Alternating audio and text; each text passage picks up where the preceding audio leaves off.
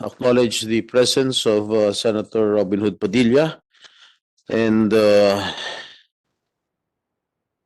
the committee secretary is directed to please acknowledge the presence of our resource persons today. Mr. Chairman, good morning, Senator Padilla. The record, the following resource persons are here from the various government agencies: the Department of Labor and Employment, Director Alvin Curada; from the Department of Interior and Local Government, Attorney Keith Mingulio; from the Pag-ibig Fund, Attorney Jose Roberto Po, together with Ms. Anela Marie Aliena; from the PhilHealth, Mr. Rex Paul Ricoter; from the Film Development Council of the Philippines, Mr. Tirso Cruz III, the Chair; from the Philippine Information Agency, Deputy Director General Catherine De Castro, together with Mr. Philip Evangelista; from the People's Television Network Incorporated, Ms. Analisa Puod, the General Manager, together with Ms. Marie Nicolas, Attorney Steve Yanson, and Attorney Jenica Clemente. From the Workers and Employees Program of the University of the Philippines College of Law, Attorney Emil Johini Mendoza. Sir.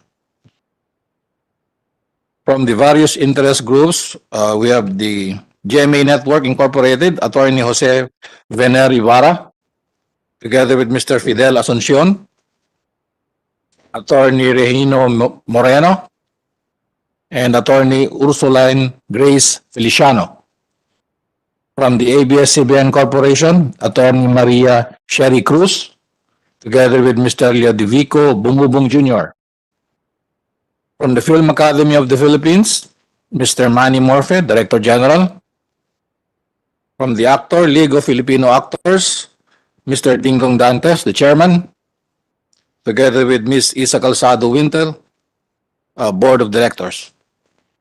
From the Philippine Theater Actor Guild Incorporated, Ms. Titin Villanueva, the Directors Guild of the Philippines, Mr. Carlos Sigion Reyna, the Vice President.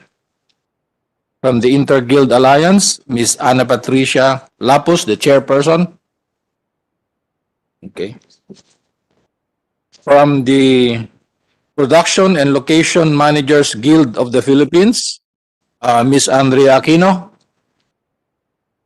From the Production Designers Circle of the Philippines, Mr. Ben Padero. From the Regional Film Leaders, Ms. Andre Carly Hernandez. From the Lupon ng Pilipinong Sinematografo, Ms. Ann Monzon, President. From the Filipino Screenwriters Guild, Mr. Jules Dan Catanyag, together with Mr. Michael Angelo Dagnalan. From the Guild of Assistant Directors and Script Supervisors, Mr. Von Ramiro Plata, together with Ms. Francis Ann Frias. From the Trade Union Congress of the Philippines, Mr. Carlos Miguel Oñate, and also Mr. Percival Intalan, the President of the PMPPA. Mr. Chairman, for the record, the following government agencies have already submitted their position papers: the Department of Labor and Employment, the DILG, the Presidential Communications Office, the Philippine Commission on Women, Pag-ibig Fund, the Social Security System, and the Workers and Employees Program of the University of the Philippines College of Law. On the part of the private organizations, the following also have submitted their position papers: ABS-CBN Corporation, GMA Network, TV5, Philippine Motion Pictures Producers Association, the Production Designers Circle of the Philippines, Philippine Theater Actors Guild, the National Alliance of Broadcast Union, the Trade Union Congress of the Philippines, and the Inter-Guild Alliance. Thank you, Mr. Chairman. Thank you, Comsec. I would like to remind the resource persons here that this will be my last hearing with regard to the Eddie Garcia bill before I submit our committee report in the Senate. I would like to give the floor to Senator Robin Hood Padilla for his opening statement. Maraming salamat po sa ating mahal na senador, Senator Jingo Estrada, ang tagapagtanggol ng masa. A'udhu billahi minasyaitanir rajim. Bismillahirrahmanirrahim. Assalamualaikum warahmatullahi wabarakatuh. Isang magandang umaga po sa inyong lahat. Gusto ko lamang pong ipaalam sa lahat ng ating mga panauhin na ito pong bill na ito ay pinag-aralan pong mabuti ng ating chairman.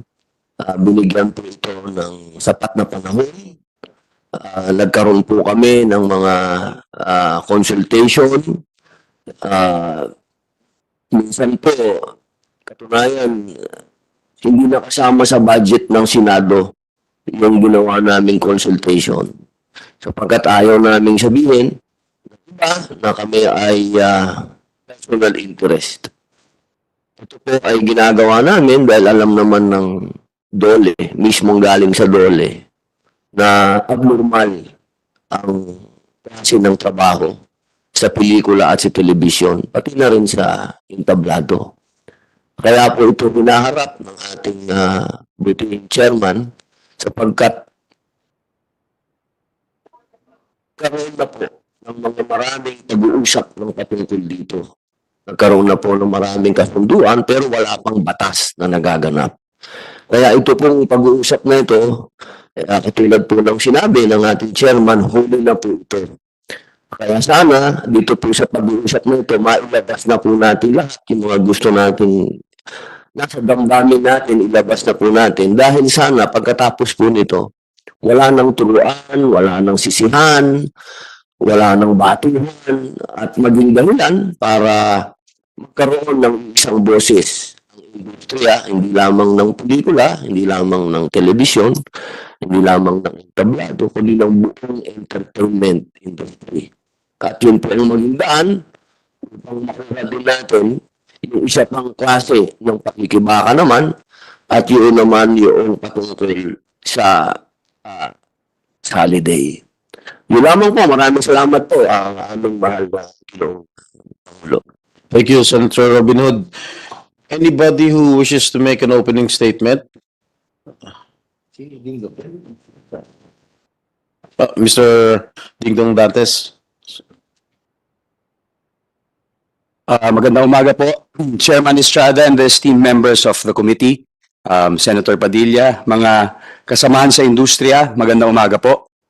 Ako po si Dong Dantes, kasama ko po si Isa Colsado, kumakatawan sa Actor, League of Filipino Actors, isa pong SEC-registered na organisasyon na binubuo ng 150 active members na kasalukuyan pong nagtatrabaho sa larangan ng pelikula, telebisyon, entablado at digital media. Gusto po namin magpasalamat na umabot na tayo ng ganito. Ganito po kalayo sa panukalang ito. Patunay po na talaga kapag tayo nagkakaisa, makabuluhang mga layunin ang nasasagawa. We come here today with a focused sentiment. We acknowledge the interrelated roles that each critical sector in the industry assumes. The ultimate objective is neither personal nor selfish as we stand to maximize artist productivity and overall welfare of the workers across the board. That way, from a social and economic standpoint, lahat po ng mga industry participants, including workers, artists, and employer producers, stand to gain much to the satisfaction of our nation as a whole. Mga kasamahan po, as co-creators in the art of storytelling, we passionately reiterate our call for the implementation of effective and responsive labor laws and regulations. Ito pang mga measures nito are essential to ensure not only optimal performance but also to safeguard the physical and mental well-being of our dedicated workforce. The timely laws we endorse encompass contractual reliability, rationalized wages and benefits, work hazard prevention, thoughtful consideration of the work environment, and reasonable limitations po sa working hours. We have submitted po our detailed position paper, but please allow me to run down the salient points for the purpose of the discussion. Una po, regarding working hours and and rest period, we stand united in advocating for the regulated working hours, supporting an 8 to 12-hour work period exclusive po of meal breaks, and a maximum allowable working day of 16 hours. This aligns with the Interguild Alliance's proposal and excludes minors and seniors who must adhere to specific limitations. Pangalawa po, on rest periods, we concur with the proposed 10 to 12-hour rest period with a minimum of 10 hours for lock-in shoots as determined by the Tripartite Council. Thirdly, we are thankful for the strengthened inclusion of the OSH or Occupational Safety Health requirements and the need for OSH officers on set ensuring a healthy working environment. And fourthly, ACTOR places a strong emphasis on mitigating sexual harassment within our industry by formalizing measures in contracts to respect actors' boundaries. This includes the establishment of intimacy coordinators, strict reporting mechanisms, and clear contractual language. We also propose the creation of an easily accessible help desk to assist industry workers in addressing such issues and support the inclusion of a penal provision to enhance accountability. And lastly po, we champion performers' rights to fair remuneration, and we fully support the establishment of a tripartite council as outlined in the existing bills. This council, we believe, is pivotal in fostering collaboration and ensuring the overall well-being of workers in the industry. It also provides a platform for industry stakeholders, including workers, producers, and even government representatives to collectively address the very peculiar safety concerns, labor conditions, and industry standards.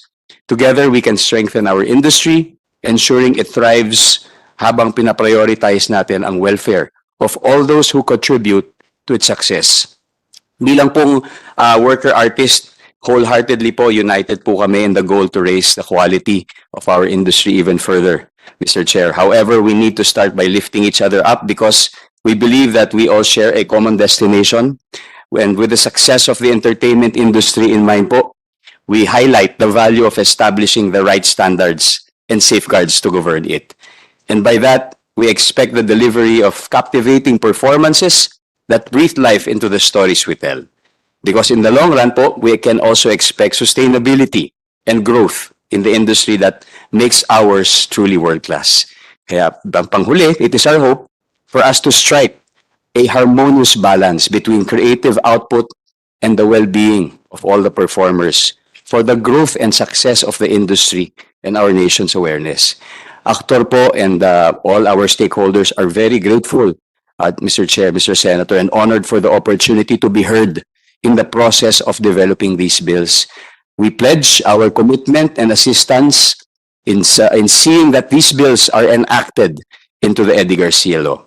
The Eddie Garcia Law would not just ensure safety in the workplace, but confer to all workers in front and behind the cameras a dignity fitting to the industry we serve, the industry where Eddie Garcia spent most of his life. Maraming salamat po. Thank you, Mr. Dingdong Dantes. Anybody else who wishes to give their opening statements? Yes, please identify yourself. Patricia Lapus of? Hello, I'm Anna Patricia Lapus of Interguild Alliance. Interguild Alliance, all right. Okay. Good morning, everyone. Good morning, Chair. The Interguild Alliance is a private sector community-based network of 14 guilds and organizations that represent professional workers in the film, TV, and advertising industries. Can you please list down what are these 14 guilds under your organization? Included in the 14 guilds present here today are ACTOR.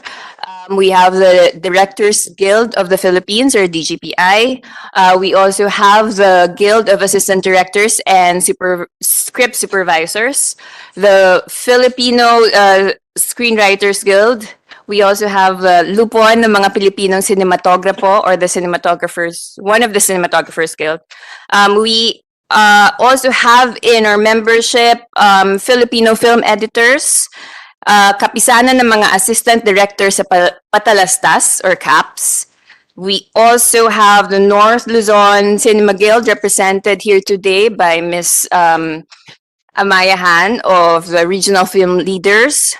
Also present here today is the Production Designer Circle of the Philippines, or PD Circle, the Philippine Independent Producers Group, Soundspeed Philippines, and Association of Filipino Stuntmen. Is your organization registered with the SEC? Yes, sir. BIR NZEC. Continue. Thank you, Chair. The film and television industries deserve the attention as they comprise a cultural force that has contributed much to nation building and activated the economy through employment and income generation. We laud the focus of the Senate in giving these industries the support for the current bills aim to further enhance, protect, and professionalize them.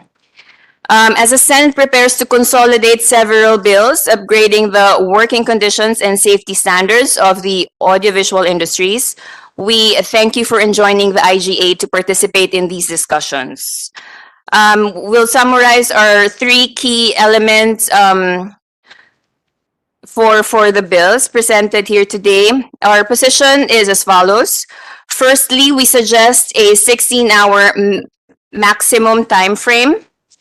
This means from first man on set to the last man.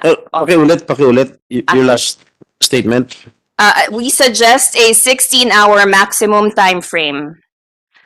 From the first man on set to the last man on set. I think we believe it must be noted that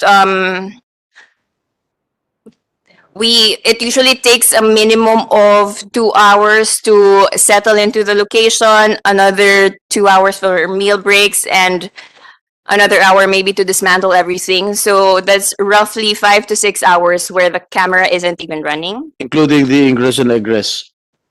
Including. Yes, sir. Yes, Chair. Secondly, we suggest a 10-hour minimum turnaround time, meaning from taillights or the last man offset to the first call of the next shooting date. And lastly, we also suggest an overtime pay takes effect after 14 hours.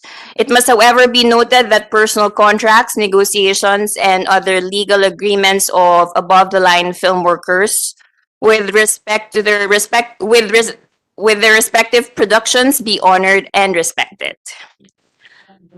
In line with this, we also request for the inclusion of IGA representation in the technical working group or tripartite groupings.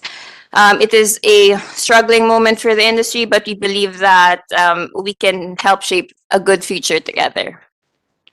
Thank you, Chair. All right, thank you.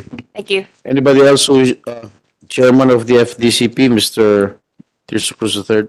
Yes, good morning, Chair, Honorable Jingoy Ejercito Estrada. Of course, I also would like to recognize Senator Robin Hood Carino Padilla. Anyway, this will be short. As chairman of the FDCP hopes that it is very timely and relevant that the government puts a premium on protecting the safety and welfare of the workers in the film industry.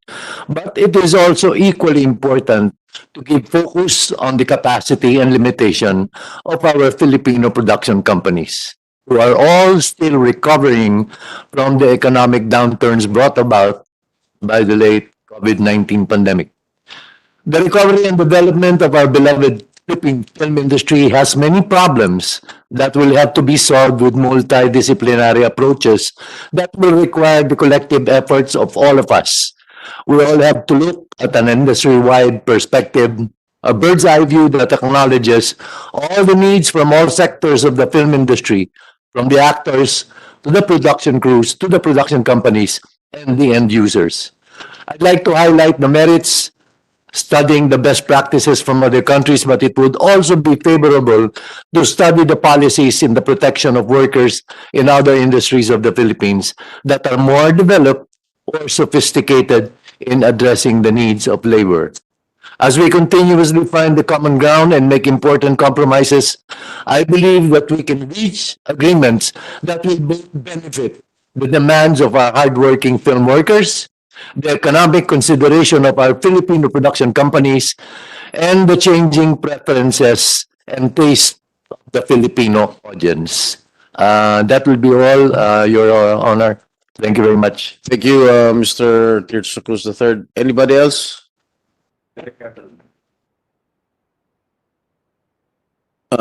Dr. Carlitos Sigion Reyna. Thank you very much, Your Honors, Senators Estrada and Padilla, for this opportunity to participate in this hearing on the Eddie Garcia bill. We in the Directors Guild are in support of upholding and protecting workers' welfare.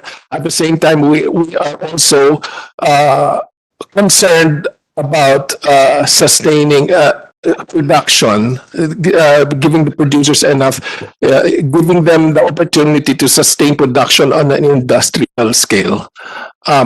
Therefore, at the same time, we are concerned about having enough time for the directors to do the work well, to have enough time, to have enough shooting hours in the shooting day to do their work well. So all of this, and then, of course, finally, the fourth interest is the public. The most important interest is the public's right to good output from the film industry, the film and television industries. So we're all here for. We are in support of workers' rights, a sustainable, productive industry, good quality filmmaking and television making and all of this media making, content making. So it is in that regard that we are the Directors Guild as members of the as a member of the Interguild Alliance. We are in support with the position of the Interguild Alliance. But I would also like to add some things that were probably not mentioned, but I will just summarize everything quickly, no? So the Directors Guild, we are in support of the production insurance, not general health insurance for the production members, but insurance for the against accident and health cases on a production basis, on a per production basis for everybody in production. We are in support of the 16 hours maximum per day, 16 hours maximum. That would be the working day from ingress of the first worker to egress of the last worker. Oh, I'm sorry, from call time of the first worker to tail lights of the last worker. We are in support of the 10-hour minimum turnaround time. We take reservations about the hazard pay. We are not in support of the hazard pay. The reason for this is that any risks for stuntmen or production members shooting in dangerous areas or time periods, etc., should be costed or incorporated into the talent fees of the people involved anyway. And in the production insurance policies against death and accidents taken out on the production members, they should be, people should be insured. Therefore, we are in support of the production insurance anyway. Because of these additional production expenses, DGPI does not support additional hazard pay for anybody. On the nighttime differential, DGPI does not support this nighttime differential. The night scenes are sometimes bunched together into one shooting day that just happens to be scheduled at night. Shooting at night or scheduling a night shoot to constitute one working day, separated by turnaround between it and other shooting days before and after it, is common practice for more efficient scheduling. Provided the production sticks to 16 hours minimum, 16 hours maximum, even at night, separated by 10-hour turnaround time before and after the shoot day, then DGPI sees no justification for a nighttime differential. Regarding overtime pay, the DGPI is in support of overtime pay beyond 14 hours, beyond the 14th hour of work. And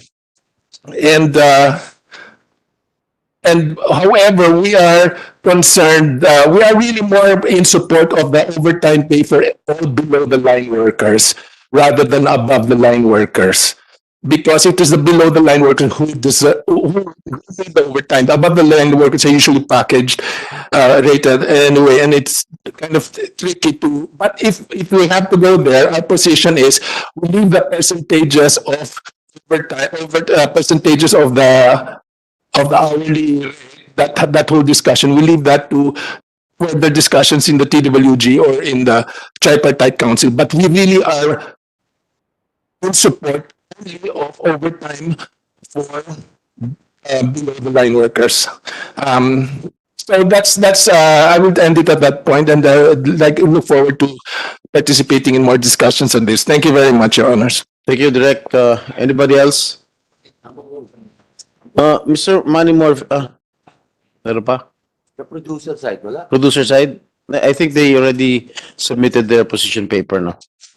Anyway, Mr. Manny Morfe, the Director General of the Correction po, Film Academy. IC pa lang po. Okay. Moreno Magandang umaga Rizal. po sa lahat.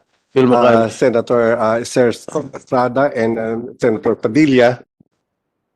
Ang Film Academy ay meron lang mga plano at mga desisyon tungkol dito sa bill na pinag-uusapan nating lahat nung araw pa.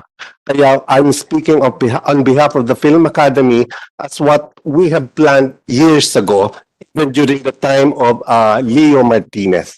We support, I'm here, we've been listening, nakikinig po kami sa lahat ng binibigay na opinyon ng iba't ibang organisasyon, and we agreed on some parts at lalong-lalo na po sa working hours, we agreed on that. Ang Film Academy ay binubuo din ng iba't ibang samahan ng mga manggagawa sa pelikulang Pilipino.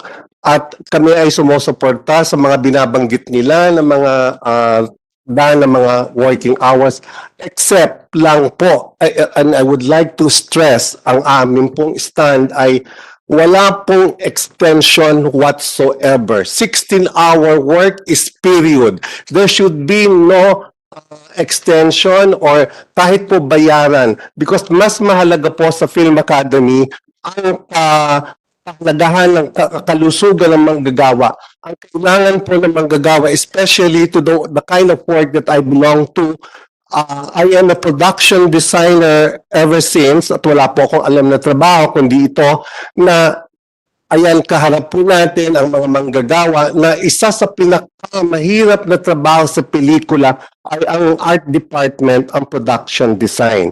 Kami po ay nagsiset up ahead of time, 2 hours before, at kami din po yung huling umaalis 2 hours after. So ang point po namin is wala pong extension. I would like to use the word period.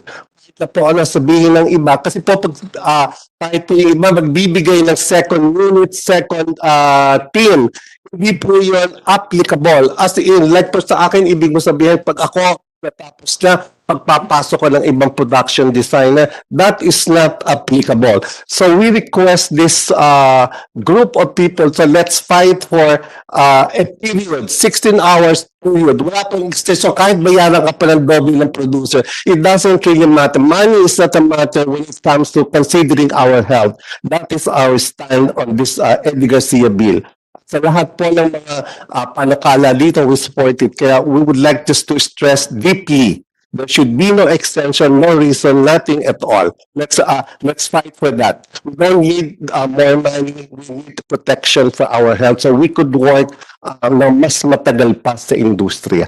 Salamat po sa lahat. Thank you, Mr. Manny. Just a curious question, Mr. Morfe. How many guilds are under Film Academy? Sa Film Academy po, we have 12 guilds, 12 po. Mga cinematografiya, sa script writing, production design, kamukha din po ng Inter-Guild Alliance, they have 14 kasi sinama po nila. We're almost the same group of workers, mga script writers, sound technicians, sound engineers.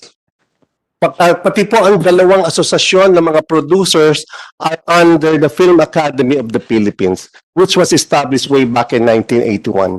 Okay, yung bang Inter-Guild Alliance tsaka yung Film Academy, nagkakaisa ba kayo? Well, Sa guilds that you represent.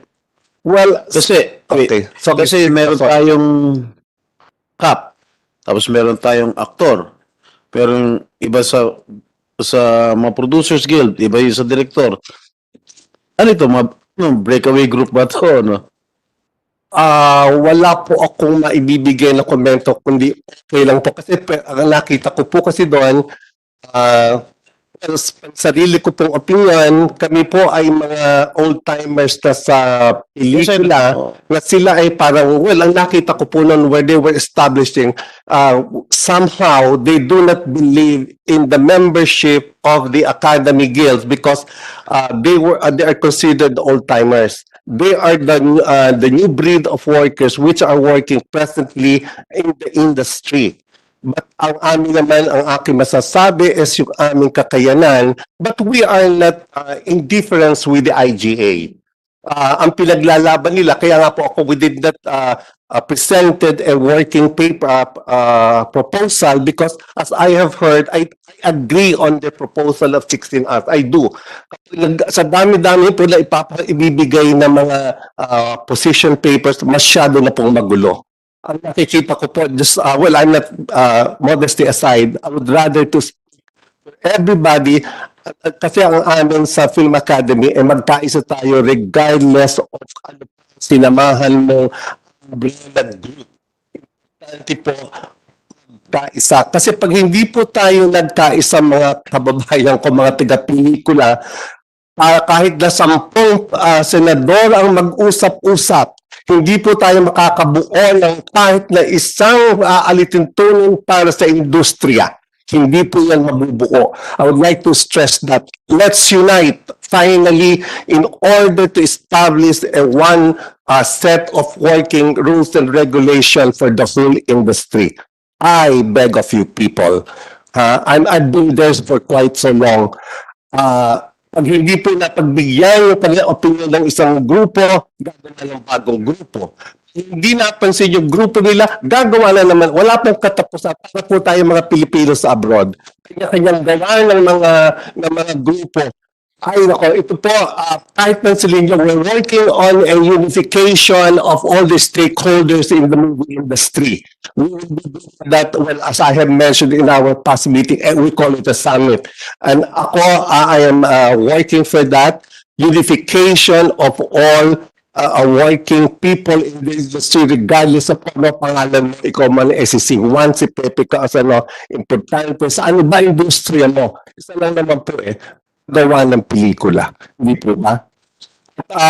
Well, I would like to, yung pasensya na po yung word ni Mr. Carlos Tigarela kanina na, ano yung word niya? Yung, hindi yung lesser, below the line. Hindi ko po tinututuan because I consider regardless of ikaw ay set-up ka lang ng tent, set-up ka lang ng mga lahat ng ginagamit sa paggawa ng pelikula, level lang yan. We support a non-extension the working hours because regardless na ikaw ay artista, regardless na ikaw ay director, regardless na ikaw ay utility lamang, we should be the level on a one level line that we are workers of the industry.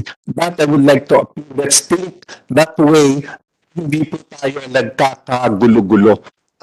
Iba-iba lang po ang halaga ng sinasahod natin. Pero ang pinagtatrabahuan po natin ay isang industriya lamang. Ano po ba ako? Thank you, Maraming salamat po. thank you, Mr. Manny. That is what I mentioned during our last consultation hearing last Saturday. If we cannot get our acts together in the movie industry, we cannot achieve anything here. That is why sana magkaisa na kayo, yung mga breakaway group daw. Kasi sabi ni Madam Imelda Papin, who is the president of the CAP, bakit merong isang grupong aktor, bakit hindi kayo magsama? Sabi, breakaway group daw kayo. Can you please comment on that? Kayo raw ay yung mga members daw ng aktor, mga class daw, mga matataas. Yun daw mga members nila, medyo hindi masyadong sikat. Siguro, konting konteksto lang po kung paano nabuo ang aktor.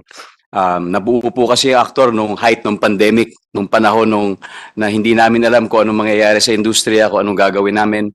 And we just started with a small community of actors na kami nag-uusap. May mga common beliefs kami, may mga common aspirations. And in that moment, sabi namin, sige, bakit hindi natin itaguyod itong grupo na to for our community who are really very active presently.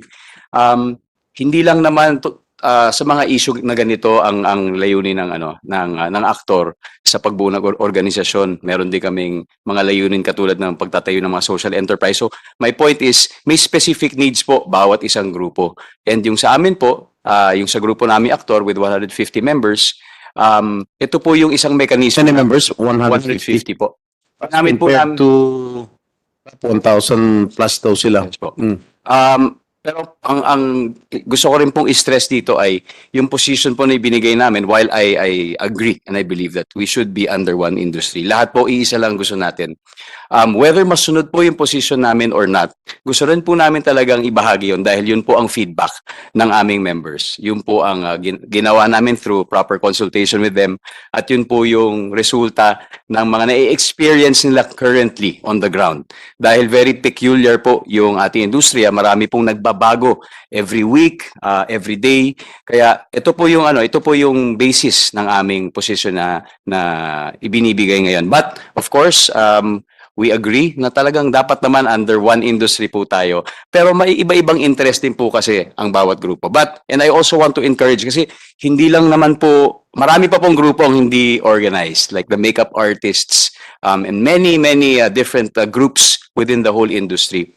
Kagaya po ng mga exercise na ginawa namin with the IGA, napakarami makabuluhan ng mga ideas na lumabas para sa development ng buong sector. And we are very much open to collaborate with all the existing groups, again under one intention and goal to unify and to further develop the industry and push it further. Before you established actor, did you reach out to the other, yung sa CAP, the guild? Sa totoo lang po, hindi po kami aware na it was really that active in terms of addressing the current needs.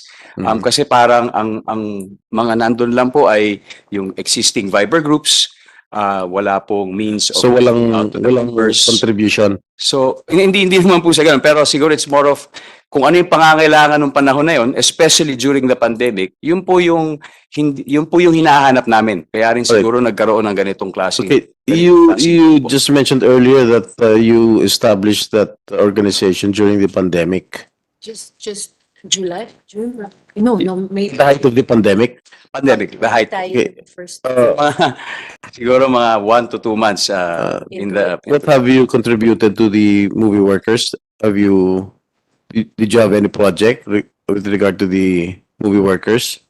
Wala kayong wala pa? Mostly po within our community of actors po. Within your community. Yes po. But we are very much in collaboration with Mobile Fund. Meron po kaming mga projects with them with regards to yung mga benefits ng members ng Mobile Fund. So may mga ganong partnerships din po kami na-establish.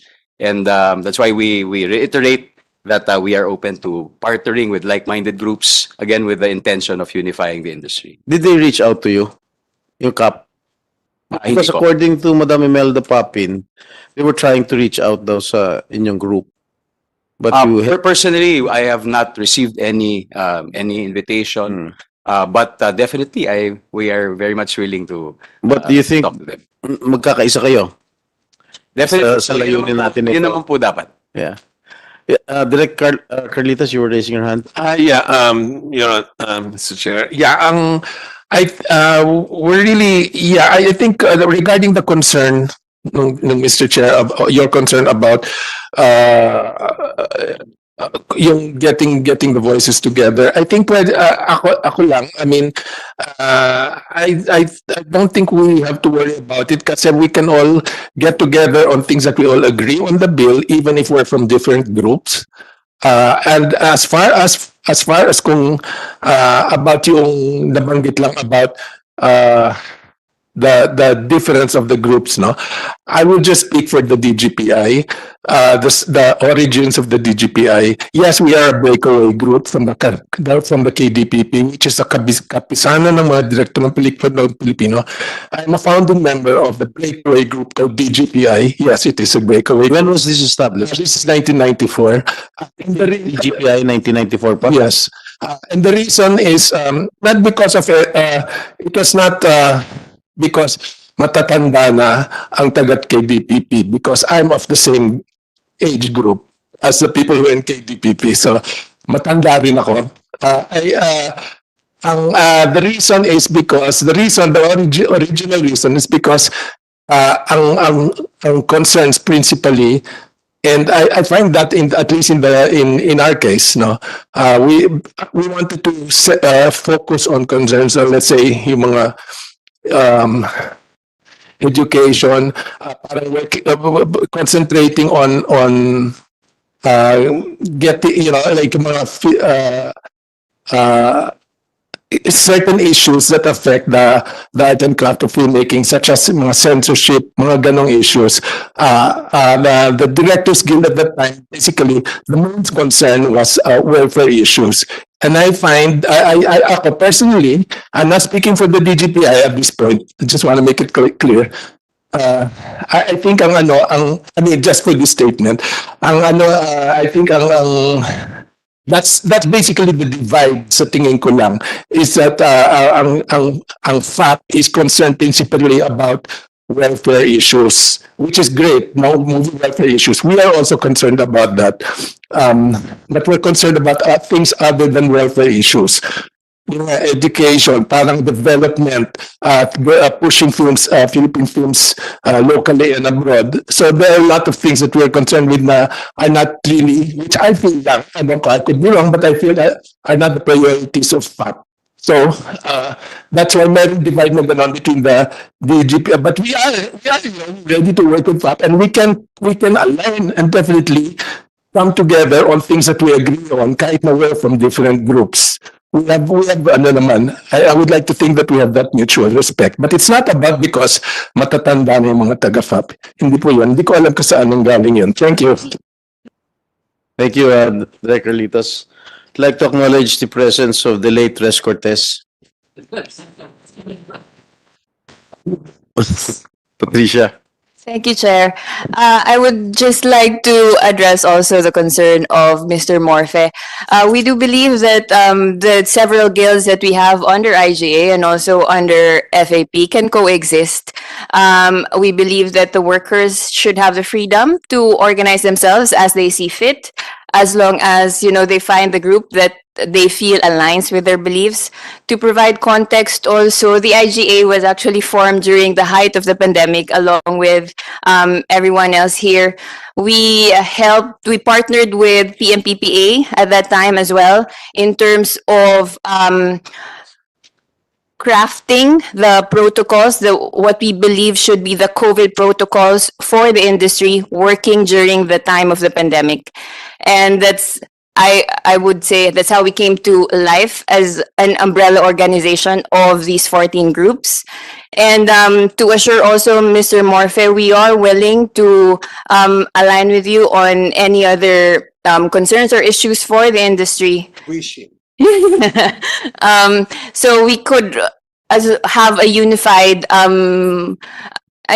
industry altogether. Thank you, sir. Thank you. Okay, umpisa na natin yung mga question and answer. Okay, we had two informal discussions and consultations 2 weeks ago and last week. Yes, Ms. Villanueva. Sorry to interrupt, sir.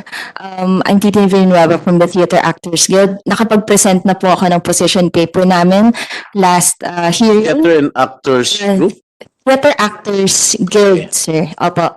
On the topic of joining forces and yung recognize na meron pa pong mga unorganized groups sa industry natin, I would like to read the position paper galing po sa isang grupo ng mga workers from the film and television industry. Hindi pa po sila SEC-registered, pero pakiramdam ko po importante pong marinig yung kanilang gustong sabihin. Okay po, sir. Basahin ko po.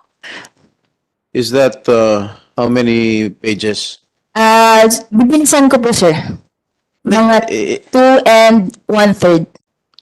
Single line? Okay, sir. Okay. Posisyong papel para sa inihahapag na batas para sa mga manggagawa ng entertainment industry. Ipinapaabot ng mga manggagawa sa entertainment industry, pangunahin, mga manggagawa sa mga produksyon sa telebisyon at pelikula, ang pagbati sa mga senador at mambabata sa paghahapag ng mga isyong kinahaharap namin. Ipinapaabot rin namin ang taus-pusong pasasalamat sa mga bumuo ng panukalang batas na pinamagatang an act protecting the welfare of workers or independent contractors in the film, television, and radio entertainment industry. Kasama na rin ang iba pang mga bersyon nito na pinaniniwalaan naming magiging susi sa tuloy-tuloy na pagpapasa ng mga batas na magbibigay proteksyon sa aming mga karapatan at kagalingan. Ang mga manggagawa sa telebisyon at pelikula na pangunahing nakasalang sa pinakamahihirap na mga trabaho upang maghatid ng mataas na kalidad na mga produksyon para sa promosyon ng ating lokal na sining at kultura. Kami ay mga gaffer, electrician, lightsmen, cameraman, mga karaniwang crew at staff, art department, setmen, utility, drivers, at iba pa na nasa likod ng mga produksyon. Marami sa amin ay hapong-hapo sa mahigit 24 oras na pagtatrabaho sa tuwing mayroong produksyon.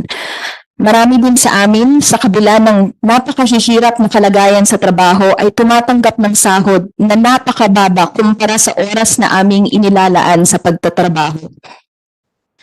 Sa kabuuan, ang nakikita naming pinakamalaking usapin sa kinahaharap ng mga manggagawa sa entertainment industry ay ang kawalan ng sustenibong trabaho. Halos lahat, kung hindi man lahat, ay di-regular ang trabaho at lagi may panganib na mawala ng hanap buhay sa kabila ng napakalaking papel namin sa promosyon at papalaganap ng lokal na kulturang Pilipino sa pamamagitan ng mga produksyon ng mga pelikula at palabas sa telebisyon. Madaling akalain na mataas ang sahod dahil aabot sa 1,000 hanggang 3,000 kada araw ang kinikita. Ngunit sa kabilang banda, nasa 3 hanggang 4 na araw kada linggo lamang ang trabaho, na ang katangian ay mahahabang oras ng trabaho na umaabot ng 60 hanggang 24 oras o higit pa bawat araw. Narito pa ang ilang mga punto para mas mailarawan namin ang aming mga kalagayan. 1. Mapanganib na katangian ng pagtatrabaho tulad ng pagbubuhat at operate ng mabibigat na mga equipment para sa set, exposure sa mga high voltage na wires at generators, exposure sa mga hazardous materials na kailangan sa set, na sa kabila nito ay walang hazard pay ang mga staff na nakatoka sa mga ito. Pangalawa, ang freelance na katawagan ay nagpapalabnaw sa relasyong employee-employer. Sa madaling sabi, maliban pa sa kawalan ng katiyakan sa trabaho, hindi rin malinaw ang mga pananagutan dahil hindi definido kung sino ba ang mayor na employer ng mga manggagawa. Pangatlo, samot-saring mga problema sa payslip, kawalan ng overtime at night differential pay. Pang-apat, kawalan ng mga pangunahing serbisyo tulad ng SSS, Pag-ibig, PhilHealth at iba pa. Pang-5, diskriminasyon sa iba't ibang antas tulad ng verbal abuse sa mga low-level employees, sa mga kababaihan at LGBTQIA+, at iba pang forma ng abuso. Hinihiling namin na mas maging malinaw ang definisyon ng employer o principal dahil ito ang pangunahing magtatakda ng mas malinaw na pananagutan sa bawat partido. Sa Section 4 ng Definition of Terms, nakikita namin hindi ito malinaw na nakasaad. Sa kabuuan, ang employer o principal ay ang management ng production house at suppliers na siyang pangunahing nagha-hire at napapasahod sa mga manggagawa kung kaya't nasa kanila rin ang pananagutan na pangalagaan ang kapakanan ng mga manggagawa tulad ng pagpapasahod ng tama, pagtitiyak ng makataong workplace at pagtitiyak ng mga serbisyo at benepisyo. Ang mga employee naman o sa madaling sabi ay mga stakeholders ng panukalang batas ay ang mga sumusunod. Directors, assistant directors, cinematographers, cameramen and camera operators, assistant cameramen, focus pullers, DIP, script continuity, production designers, setmen and carpenters, art department, art director, drivers, hair and makeup, prosthetics, wardrobe, production assistants, writers, stuntmen, actors and background actors, medics, light crew, gaffers, key grip, editors, colorists, sound recordists, sound designers, boom operators, security officers, utilities, location managers, at lahat ng mga manual laborers at iba pang mga pinapasahod ng mga production houses at suppliers. Ang inisyatiba namin na magpasa ng position paper ay nasa diwa ng pagmamagandang loob at pakikipagtulungan sa lahat ng mga grupo at individual dahil nais naming pagandahin ang kalagayan sa paggawa upang mas makapaghatid ng magagandang palabas at produksyon. Umaasa kaming ang lahat ng mga pagsisikap na ito ay magsisilbi sa interes ng mga manggagawa. Malaking bagay ito hindi lamang para sa aming kapakanan kundi sa kapakanan ng aming mga pamilya. Ang aming trabaho ay naging malaking parte na ng buhay namin dahil dito napaaral namin ang aming mga anak, natustusan ng arawang gasto sa bahay at iba pa. Gagawin namin ang lahat ng aming makakaya sa pangunahin upang maging mabunga ito para sa kapakanan ng mga manggagawa at para sa promosyon ng sining at kultura ng ating bansa. Yun lamang, sir. Thank you po. Okay, maraming salamat, Madam Ms. Villanueva. Doon sa binanggit mo kanina sa number 3, samot-saring mga problema sa payslip, kawalan overtime at night differential pay. So, itong mga kagrupo mo, hindi sila binabayaran overtime, tsaka, yan, ito yung pagkakaintindi ko, correct? Opo, sir, hindi pa. Kawalan ng mga pangunahing serbisyo tulad ng SSS, Pag-ibig, PhilHealth, at iba pa. Paano mo mabibigyan ng SSS o Pag-ibig o PhilHealth itong mga taong nabanggit mo hindi naman sila nakakontrata? So how do you do that? Pakiramdam ko yun din po, sir. Sana yung gusto po nilang mapag-usapan po Kasi dito. usually based from experience, yung mga crew minsan nasa production ni Robin, minsan nasa production ko, paano mo mabibigyan ng minsan naglalagari sila. Pag kunwari, isang araw sa akin, tapos lilipat sila sa shooting ni Robin, doon din ulit sila magtatrabaho. So, walang definite na trabaho. Di ba? Kumbaga, naglalagari sila. So, paano mo mabibigyan ng Can you apprise or can you educate this committee kung paano natin mabibigyan yung mga SSS, PhilHealth, itong mga ganito klaseng nagtatrabaho? I wish I could answer, sir, in a more informed manner. Pero po, sir, ang nakikita ko pong gusto po nilang mapag-usapan po talaga kasi meron po sa kanilang ilang taon na po nagtatrabaho sa mga kumpanya o mga production houses or mga network pero hindi po sila nagiging regular. Kaya yun nga po, hindi po These are not regular employees. o nga po, pero meron po talaga sa kanilang more than 10 years, more than 20 Alright. years na pong Do we have any representative from the SSS or PhilHealth here? SSS? Okay, can you please state for the record the options for the field workers to become members of SSS? Yes, Mr. Chair, Your Honors, good morning. Such workers mentioned by Ms. Villanueva are considered self-employed because they are working, earning income, but do not have an employer.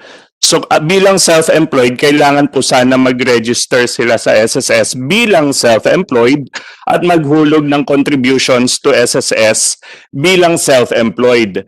That's why in our submissions, Mr. Chair, Your Honors, is to add sana a specific provision requiring such workers or independent contractors to register with SSS first before they are engaged by the employer, principal, or producer.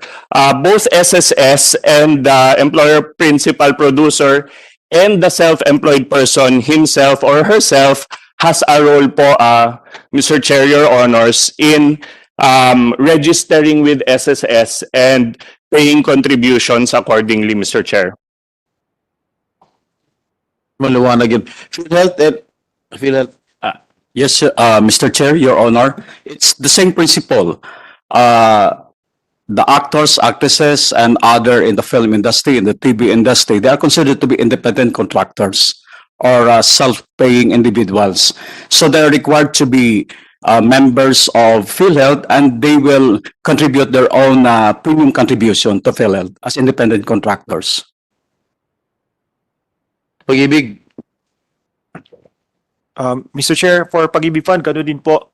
Yung pong ating mga kasamahan po doon sa film, movie, television, and radio industry po na hindi po sila formally employed, ay pwede po mag-register po sa Pag-ibig Fund bilang self-employed individuals po. Pag self-employed po kasi po, yung employer-employee counterpart, sila po yung magre-remit po at magre-register. Yung naman pong nasa formal sector, ang kumpanya po, o yung kanyang pinagkatrabuhan, ang siya pong magde-deduct ng employer share at magre-remit ng employer share at sa Pag-ibig Fund po. So, covered na po ni Pag-ibig Fund yung mga nasa other working groups po. Included na po yan sa aming implementing rules and regulations ng Pag-ibig Fund po under Rule 5, Section 3G ng RA 9679 po. So, kapag po self-employed, sila po yung may obligasyon na mag-deduct and remit sa Pag-ibig Fund po. Right. Maliwanagan lang ako, no?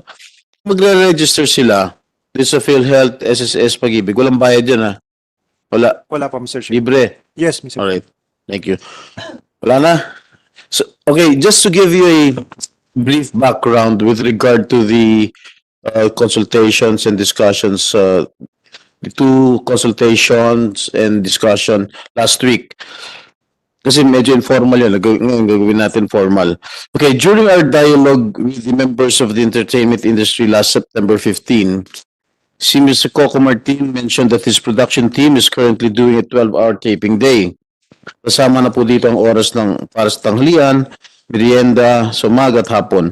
Ang sabi po niya, kaya naman po itong gawin at ang kailangan lamang ay disiplina sa pagsunod sa oras.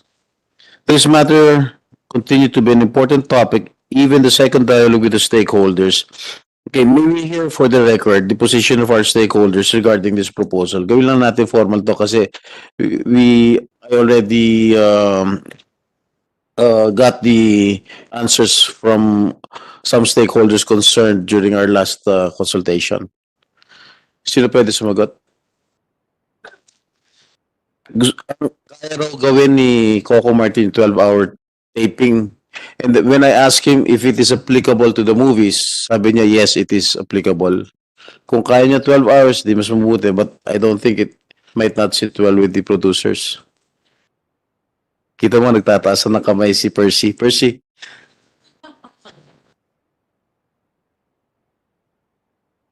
Thank you, Your Honor. Mr. Chairman, yes, each production is different. And each setup is different. For instance, in some soap opera productions, they can have 2 to 3 units running at the same time, which maximizes the productivity. But in film, usually it's just 1 unit that's running. So if we have, say, 7 days to finish a film and you only have 12 hours to finish it, that really limits the creative output of your product. We also note that each director, who ultimately is the leader of each production, has different ways of doing things. Some directors really come a lot prepared. Some directors are a bit more on the fly, but the output is still like this, quite good, quite the same. So as producers, we need to give leeway for that. So we cannot restrict everybody to say and just say that, oh, you prepare better and then you finish in 12 hours, because we're not in a manufacturing industry where every product is the same. Each product is different, and there has to be that creative freedom for directors to do their jobs with enough leeway for them, enough buffer for them to change their minds, do something a bit better, spend more time on something. Plus, as we noted in our last discussion, Mr. Chairman, each genre is also different. There are some genres that really require more time. Anything with fantasy, anything with prosthetics takes more time. Anything that's horror, which usually runs at night, which everybody knows, people move a lot slower when you're working late at night.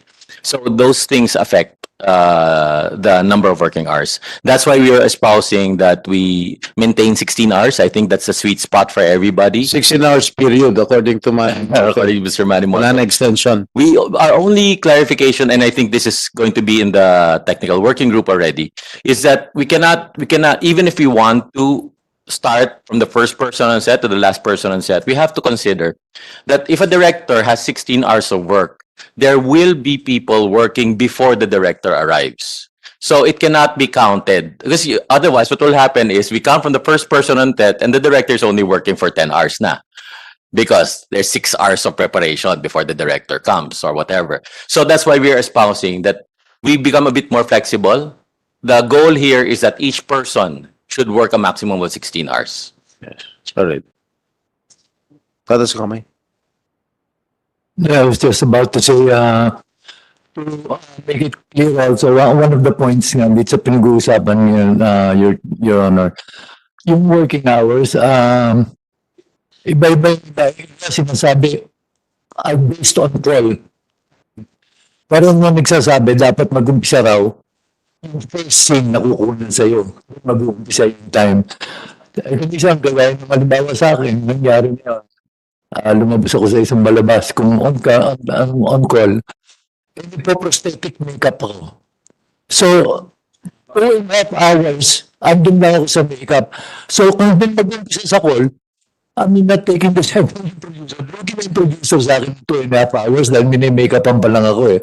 So, mawawala na kagad yung 2.5 hours. So, kunwari, ang call time mo 6 o'clock in the morning, pag ang pinag-usapan natin 16 hours, so dapat tapos ka na ng 10 in the evening. Correct? Ang gano'n po yung in-base sa yung call time. Yes, ang iba-base sa call time. Ngayon, pag 6 o'clock ka dumating, tapos magpapamakeup ka pa, prosthetic, sa tulad ng sila mo 2 hours and a half, Yeah. so minus yun, ba? Wala yun. Ludi na nga yung producer dahil kung sa call yung base yung bilang 16 hours ko, maandar na ako ng 6 o'clock. Kung call ko 6 o'clock, maandar na yung time ko. Kahit na hindi pa ako nakukunan, make-upan pa lang ako. Kanya parang one of the details nga na dapat maklarify. I mean, should it really be full-time or should it be the first scene that What is the pleasure of the producers? And of course, I will also get the opinion of yung grupo ninyo. Mr. Chairman, I think we have to discuss this, to be honest, because of course it is advantageous. Thank you very much, Chair Tirso, for pointing that out, because it would be better for us if it's from roll time, because then we can shoot a lot Call more. time. Roll from the time the roll. cameras start rolling. However, we do Right. acknowledge that there are individuals whose work starts a lot earlier, as for instance pointed out by location managers. They arrive much earlier than the roll time. The people who pull out the camera equipment work a lot earlier than the roll time. So that's why we think that there's a lot more discussion that should happen when we go into the details. Thank you, Chair. You want to comment on it? Or the interguild na lang sasagot? Thank you, Chair. To address the Balik ka. concerns on working hours, it usually po kasi sa pelikula, then I don't know po if Mr. Coco Martin specified if the 12 hours he mentioned included the setup and the set down nung shooting nila per day. Pag-grind ng camera. Pag-grind. Ang position po ng IGA talaga, ang nalulugi yung below the line, to use the technical term, kasi sila yung nauna sa set. We also recognize the fact na if we consider the per hour time of each crew member, then that would also bloat the budget, so to speak. If we are to allot for shifts in the production set just to maximize then the day for the shooting, but overall hindi rin naman po usually ang nangyayari sa pelikula, as mentioned by Direk Percy. One unit lang talaga usually in any movie set. Kaya to give due recognition to already the efforts of every person once they step onto the location, it is our recommendation na kasama from the first man on set to the last man out. Hindi na nga po namin sinama yung travel time. Ay, hindi nyo sinama. Alright, so pagdating sa set, pag kunwari call time ng mga artista, 6 o'clock in the morning, syempre maaga yung mga crew doon, mas mauna yung mga crew doon. Syempre, set up pa.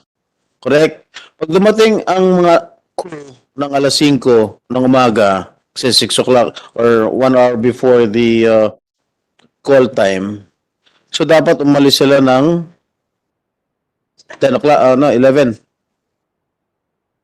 11 o'clock ng gabi. Tama ba? Nag-vary po yan kasi most productions, they provide transportation. So yung depende po sa sunduan ng services. But it's usually may house to house. Oo, mga 2 hours before at least yung first man. Kasi sila pa rin yung huling aalis sa set eh. Opo, para magligpit. Kasi babaklas pa sila kung ano babaklas nila ron. So what is your recommendation? 16 po, 16 pa maximum. rin, maximum. So yung flexibility po would be per production na lang how to maximize that 16 hours every day. Period.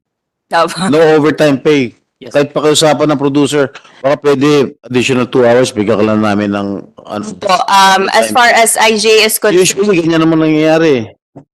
Internal pag-uusap nilang between the producers and yung mga suppliers. yes, Kay mga Chair. artista, minsan pinakikiusapan yan eh. Yes, Chair. Opo. Diba? I think even 10 Kasi, suppliers. halimbawa, naka 16 hours sa Tirso Cruz. Tapos meron pang isang eksena na hindi pa natatapos. So, gusto nang umalis si Tirso Cruz kasi 16 hours na. Tapos pakikiusapan ng producer, baka pwede isa eksena pa. Kung mag-walk out yung artista, paano? Hindi nabitin. Di ba? So, pag nilalagay natin sa batas, 16 hours, at pag nandun na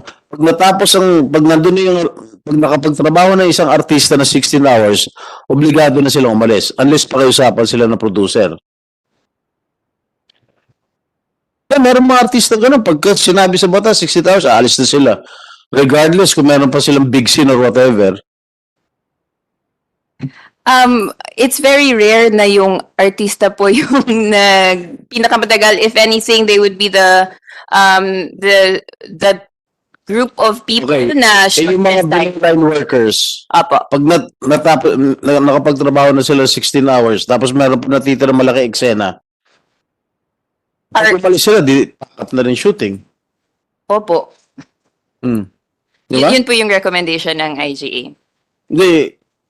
another additional burden sa producers yan dahil kung meron naghihintay na big scene tapos nakapagtrabaho na ng 16 hours, syempre alis na yun, pagod na yung mga tao.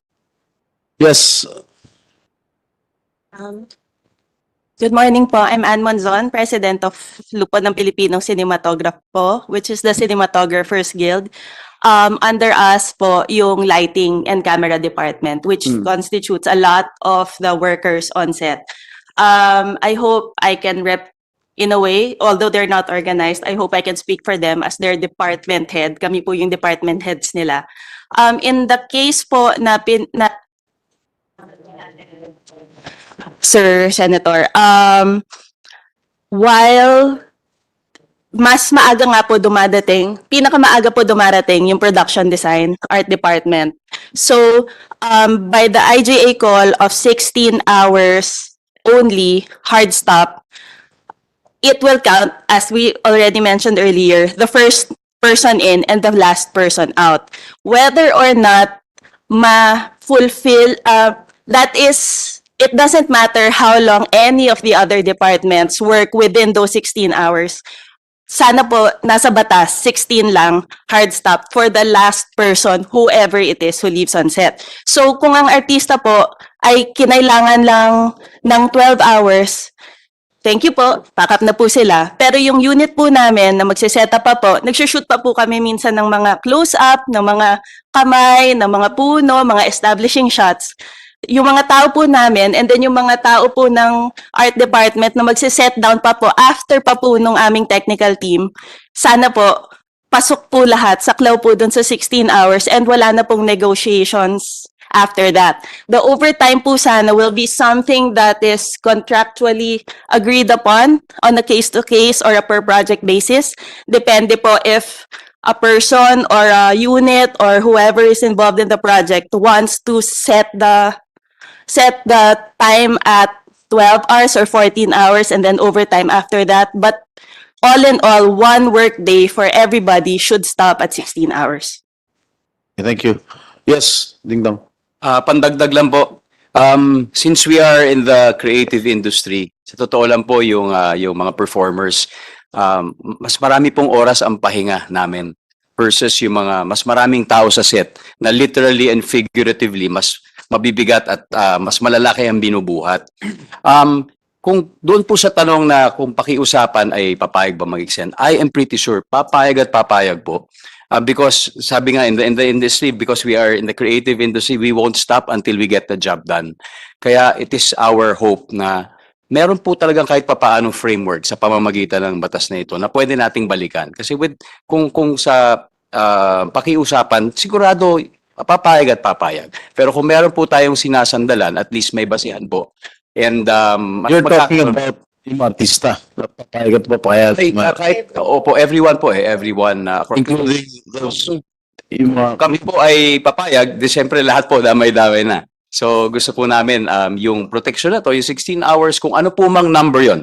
In fact, wag lang po sanang mabalik sa dating practice. Whatever the committee agrees on is a win for us. Para lang across the board, mula sa first person in or any person part of the crew across the board, whether artista po man or crew or staff, ay ma-protectionan nitong working hours po na ito. may I know what was the previous practice before? Iba-iba po. Ay, Gusto niyo po ba yung best and worst naming lahat? Chair. Yeah. I mean, ang max ko po yata ay umabot ng 36 or 36 hours straight? Yes, palipat-lipat po ng location. 36 hours? Opo, Ano ito, TV or shooting? TV po. Okay. Non-stop po. Non-stop po. Non-stop po din. Non-stop yun? Hindi, I mean, walang pahinga, walang tulog? Yes. Ay, Chair. Yeah. Please. Ang magiging pahinga on ay kung halimbawa bumaklas, travel, kasi depende po yun. I think I've experienced that twice. You're talking 36 hours mga artista. Artista lang. So yun, ako po ito. Ang kailang po. 36 hours. What more yung mga crew? Exactly. Mga production designer. Mas matagal yun. Kaya po, ang Kaya po yun talaga ang hinihiling namin na ang dating nakagawian ay iiwan na natin sa nakaraan. With 36 hours, Isa, Yes po, Chair. ang bayad sa inyo isang araw. Yes po. Panginang yan. Sorry. Strike off the record yung sinabi ko. Sir, may huling pandagdag na lang po. Totoo po yan, may mga ganong realities po on the ground. Pero, ba't ba tayo? Pero ito pong mga pinopropose namin ay base sa mga best practices. Dahil napatunayan po na it is possible na kung ganito po ang ating window ay merong decent amount of creative output for as long as efficient po ang lahat at nagkakasundo. Yung sinabi po ni Mr. Coco Martin, totoo po yan, na posible po yan, at maganda pa rin ang kinalalabasan. Everybody is safe and happy across the board. Even the 16 hours has basis na it has been done. In fact, nung pandemic po, mas naging very strict po ang lahat. At nagkaroon din naman po ng mga magagandang output. Although, syempre, pag mas hinabaan pa natin yan, mas marami pa po tayo magagawa. So again, ang point ko lang po, yung these recommendations are based on the best practices na pwede po siyang mangyari kahit na may mga limitasyon pong ganito. Thank you, Ding Dong. Rest assured, itong 36 hours hindi mangyayari under this bill. No? If we have this, if this law will be if this bill will be enacted into law, sisiguraduhin natin walang ganyan na mangyayari. Katulad ng sinabi ni Isa, yung nakaraan, iwanan na natin sa nakaraan. Yes, Direct. Thank you, Mr. Chair. I think yung ano kasi, yung 16 hours that is being considered, ano yun yung nga hard stop yan, maximum. Wala nang overtime that's being considered in that proposal beyond the 16. The only overtime that's being considered, at least sa IGA, majority proposal, no, is overtime between 14 hours and 16. Pero beyond 16, hard stop na yun, tigil lahat. Kahit anong, I mean, that's the proposal kasi nga that's the way to balance it kasi para workers' welfare at the same time magandang magawa yung pelikula. At the same time, there, there's matapos ng producer in enough shooting days na hindi naman siya malulugi. So we're trying to balance everything with that 16 hours. Thank you. Thank you, Direk. Yung sinasabi mong 36 hours, kasi I'm really bothered. Chair, yes. Pag 36 hours straight nagtatrabaho, iba na ang mukha mo nun haggard na. Iba na reaction mo sa pag-arte. Gusto niyo Hindi ka na maganda nun. Medyo maganda ka pa naman, pero pagdating ng 36 hours na walang tulog, tapos sa arte ka, crying scene or whatever, maapektuhan din yung... Apo, gusto niyo pong magbigay po ako ng isang hemplo. Hindi ko na po sasabihin kung anong production? itago sa pangalang sa Production na yan. Personally lang po, nangyari po ito. Pagtatapos po ng isang serye namin, pagod na po kaming lahat. Umabot po kami noon ng next day na, parang second day, magto 2 days straight kami noon. Ang tulog na po namin sa set. 9 a.m. po, hindi pa tapos yung first day namin. Nakunan po ang eksena. Hanggang sa natapos, nung nag-edit na po ang direktor, tumawag sa akin, Isadora, natutulog ka sa eksena. Sabi niya, nakunan po, inaantok po ako, gumaganito po ako. Wala pong nakakita. Assistant director, cameraman, director, nobody saw it, makeup artist. Because everybody was sleepy. Everybody was no longer in the right frame of mind. Everyone was tired. Ako, it looked funny. Pero sa totoo po, hindi nakakatawa. Kasi po, kalusugan nating lahat yon. Kaya po tayo nandito. Dahil what is at stake, it is really our health. And while we're young, we can take it. But the older we get, the less money sometimes we are given. May nagre-react po, sorry. It's true. Whether it is on the body. So, yun po, kaya po tayo nandito. So, Yun po, tama po yung sinabi nyo. Hindi lang po sa hindi maganda. I mean, that is the least of my concerns kapag walang tulog. Yun po ay, am I still functioning as a basic human being? Nakatulog po ako sa isang eksena nang hindi ko alam at hindi nakita ng ibang tao sa paligid ko. Yun lang po. Mas mahal pa yung hospitalization expenses mo kaysa sa bayad sa'yo. Yes po. Actually po, nung nagka-COVID din ako, nung March 2020, I was admittedly working on 3 different sets, but it was from a lack of sleep. At kaya po, alam ko po na malaki ang lack of sleep, malaki po ang tama sa immune system. And I think the producers are well aware of it dahil marami ng casualties sa film industry. Marami na tayong mga direktor, mga ibang mga crew, artista na namatay dahil nga because of overwork and overfatigue dito sa ating industriya. Yes, Les. Good morning. Anyway, matagal nang usapin ito. And I think dahil nandito at naglabas na sila ng department order. According to study, yung efficiency ng performance or ng trabaho ng isang worker ay hanggang 12 oras lang. Pero dahil nga ang batas natin, ang 8 hours constitute today, pero dahil naiiba yung industriya natin, kaya pwede tayo magtrabaho hanggang 12 oras. Okay. Nakalagay sa department order na dahil nga may namatay, example, Steven Daramas.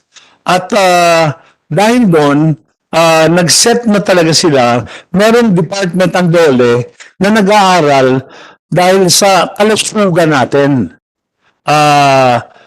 At kaya ang usapin na hanggang 16 hours maximum ang pwedeng itrabaho, pero wag naman lalampas doon dahil sabi nga ng dole, akala ko ba health ang pinag-uusapan natin. So, nag-set naman ang yung House version, yung House Bill number 1270 na ang working hours ay 8 to 12 but you can work na may overtime pay hanggang 16 hours. Yun ang maximum.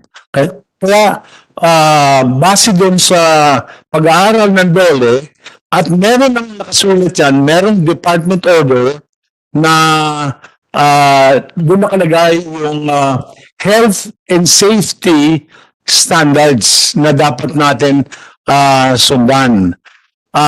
Ang position ko naman, as I've said during the last session at nung sa mga private consultation natin, na i-adapt na lang natin yung House Bill number 1270. At yung position ng mga producers na pwede silang hanggang 16 hours ay masusunod pa rin naman. Kasi yung 12 hours ay hindi kasama doon yung meal time. So lumalabas, magiging 14 hours din. At kung isasama mo yung egress, ingress, egress, aabot din ng 16 hours. So para sa akin, mag-stick na lang tayo doon sa House version dahil win-win solution yan. Masusunod yung gusto ng producer at yung gusto ng mga workers. At ang isa pa, yung sekreto kasi, Mr. Chair, dapat yung kukunin ng mga producers, yung mga workers na marunong mag-pre-prod na hindi kayo nagsasayang ng oras sa set. Para pagdating, i-schedule ka kung kailan ka kailangan.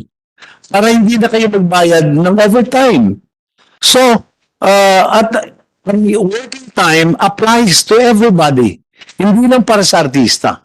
Yes.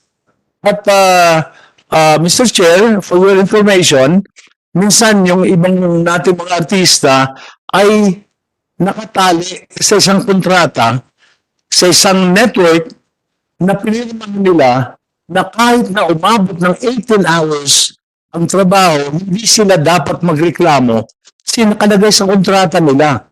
So, pag maging batas itong working hours natin, ay mapapawalang bisa yung kontrata nila because it will go against the law of the land. So, yun lang po, Mr. Chair.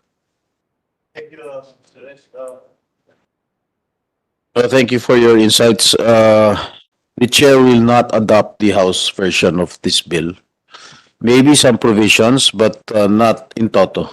Okay, because we will still have a technical working group before I submit my committee report to the plenary. Yes, you were raising your hand. Hello, Mr. Chair and Senators. Sorry, hindi kami nakapag-intro kanina kasi parang marami dito sa inyo na hindi nakakapag-recognize sa group namin. Ang nakapag-mention lang actually sa amin is si Direk Sigyon and si Direk Percy. Even kanina si Miss Carla. Si Miss Tin, hindi kami na-mention. We are the production managers and location managers of film, TV. Yung iba dito, kasama namin ngayon, solid group namin ng location managers and production managers. Often, hindi kami kasi recognize sa trabaho yung gagalawan namin. So, kami ang stand namin, okay na kami sa actually nung una 14 hours. Okay na kami sa 16 hours. As I've said dun sa forum, kasi kami yung pinakakawawa dito. Mali po yung sinabi ng production managers at production designers at art that ang nauna. Kami po ang nauna. Sa kamalasan, kami yung pinakamas nagtatrabaho bago mag-uwi ang pelikula. Kasi pag sinabi sa amin mag-location hunting na kami, at mahirap ang mga locations, may mga times na isang buwan or 2 linggo. Kung maswerte ka sa mapupuntahan ng director, project, mas madali kang makakatapos eh. Pero para sa kaalaman ng dollar at ng producers, hindi po kami bayad doon.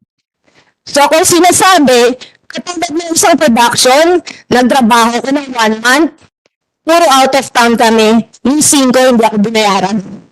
Wala kaming laban eh, wala kaming contract kasi freelancer kami. So mali yung sinasabi niya na sila yung nauuna. Kami, kasabay namin ng tent, nauuna kami sa generator.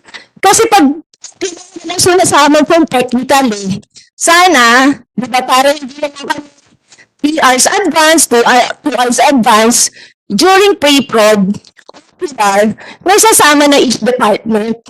Kasi ang role lang na po para doon ka ng ituro sa tent boss kung magsa-set up, ituro sa Janet kung saan magpa-park.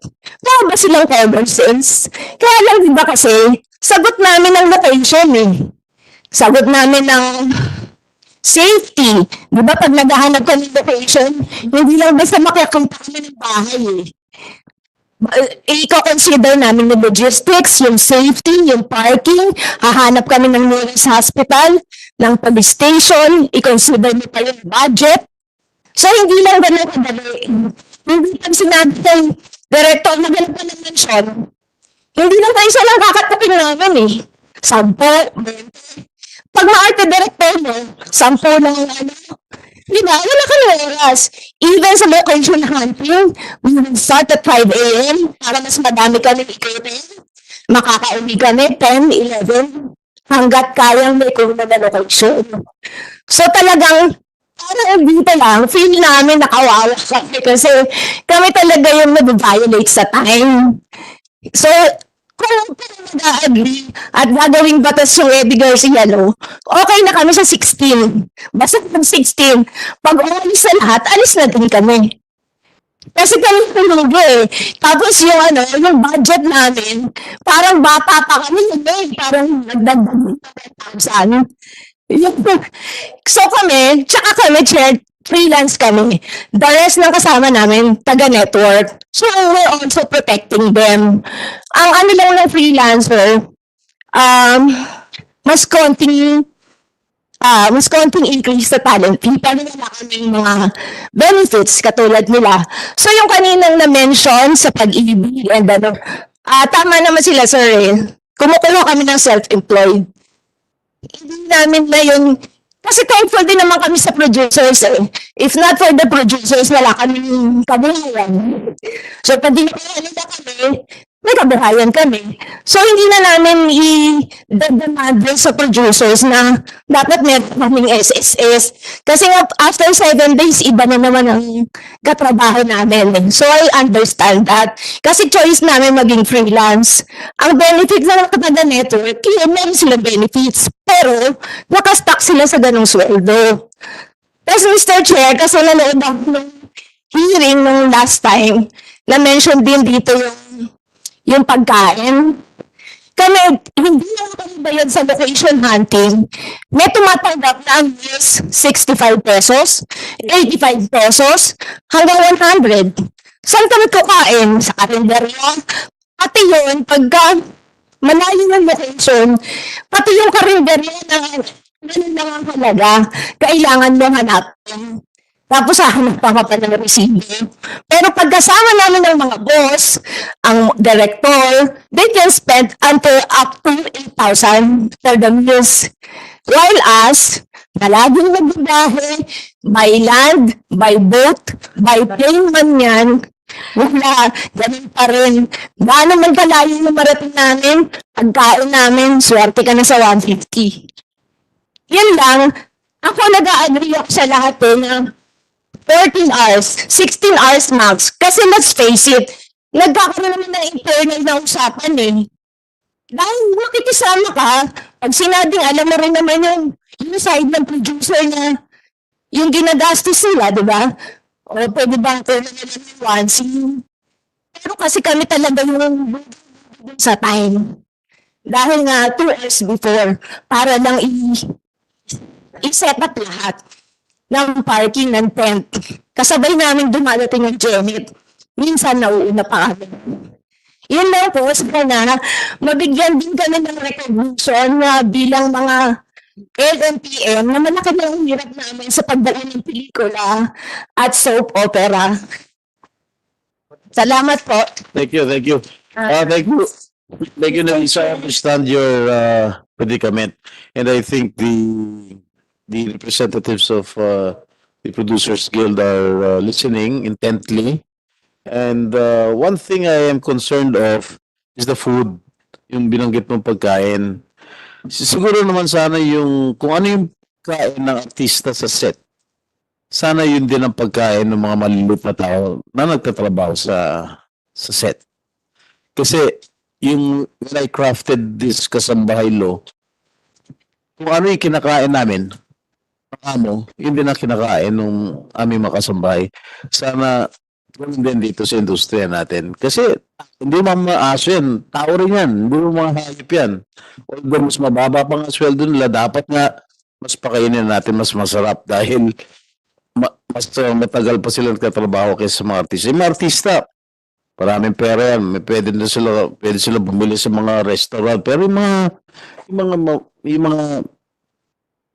nasa crew, yung mga production design, etc. Sana kung ano yung kinakain ng mga bida, ng mga artista, hindi na pakain natin sa kanila. Okay. Yes, you were raising your hand. Ayun po, Mr. Chair, sorry po, hindi po namin napakilala yung grupo namin kanina, hindi po kami nakapag-opening remarks. Pero sasabihin po sana namin kanina, lahat ng scope of work namin sa paggawa ng pelikula man or television, bilang nabanggit na rin po ni Neri yung iba, sa amin din po ang responsibilidad ng pagkuha ng mga permits para sa kaalaman po at kabatiran ng lahat ng nandito. Sa amin po yung pagkuha ng permits sa barangay, sa homeowners at sa sa mga City Hall. Sa amin din po yung iba't ibang requirements ng produksyon. Gaya po ng paghahanap ng mga kotse, sasakyan na ginagamit ng mga artista, ng kanilang mga alagang hayop, aso, pusa, kalabaw, baka, ahas. Sa amin din po yan nakatoka. Sa amin din po nakatoka ang mga sinisisi ng mga maiingay during the set, pang mga maiingay na naririnig, sa amin po yan. Sa amin din po bumabagsak ang kadalasang galit ng mga kapitbahay dahil during their celebration, pinapatigil po namin sila sa kanilang pagbibidyoke. Sa amin din po ang dagsak ng reklamo ng mga kapitbahay na nagre-reklamo dahil po maingay during takes at yung mga nagliligpit po ng gamit o nagsiset up po ng gamit. Wala bang tanod dyan? Di ba meron tanod nung nagta-traffic dyan? Meron po, kaya lang po kasi may permit naman po kami sa barangay. Kaya lang po kami po Sa mga tanod eh. Yes po, yes po. Kaalalay po namin sila pero kasi pag sila po yung tinawag, kami pa rin po yung nabaharap. So nagpapaliwanag po kami ng dispensa na pasensya na po kayo, ganito ganyan. So sa amin din po yun. Chair, yung worst kasi doon, namumura din kami ng director. Kasi even yung ingay ng aso, sorry Direk Percy kasi nakatrabaho ko din si Direk Percy eh. Hindi ka, I'm not referring to you, Direk. Hindi, syempre, I respect din the directors na nakatrabaho ko rin. Marami naman na akong naikutan na networks. Pero kasi di ba, Direk, lahat naman kasi pagka sa location talaga, yung mga naglalasingan dyan, nagvi-video kay asong tumatahol, mga naglalarong bata, lahat yun, saklaw ng namin. So, kaya kami nandito, thankful kami na na-invite kami kasi it's about time na marinig kami. Kasi hindi alam ng lahat, kala nila, laki ng sweldo namin, location manager, production manager. Pag sinuwadatal mo yung paghahanap ng location, baka wala pa kami 500 sa isang araw. Yun po. Thank you po, Chair. Thank you, Mary. All right. Okay, last Saturday, meron nag-mention yung mga talents. Meron bang representative na agency dito sa talents? Wala. Wala po. Hindi. Walang representative. Kasi meron silang nireklamo yung consultation last Saturday. Kasi yung tinatanggap ng talent from 600 to 900 lang because of subcontracting. Wala bang representative ng mga talents dito?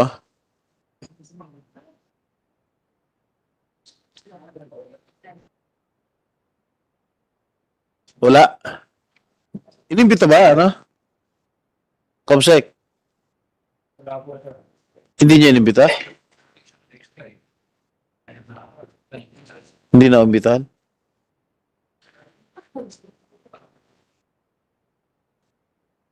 Okay.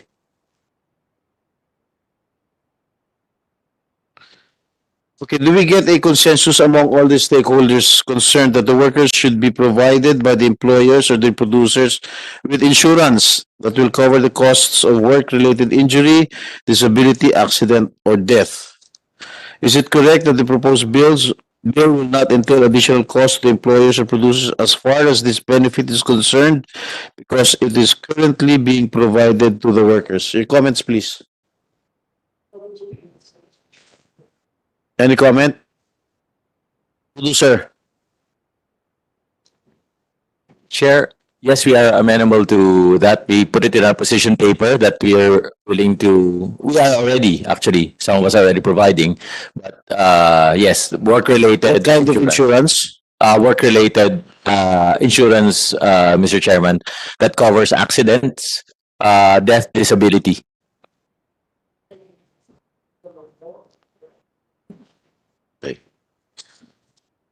This is per project. This is per project. Per project, Mr. Chairman.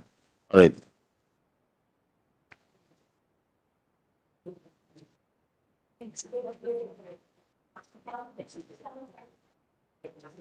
Mr. Chair? Yes.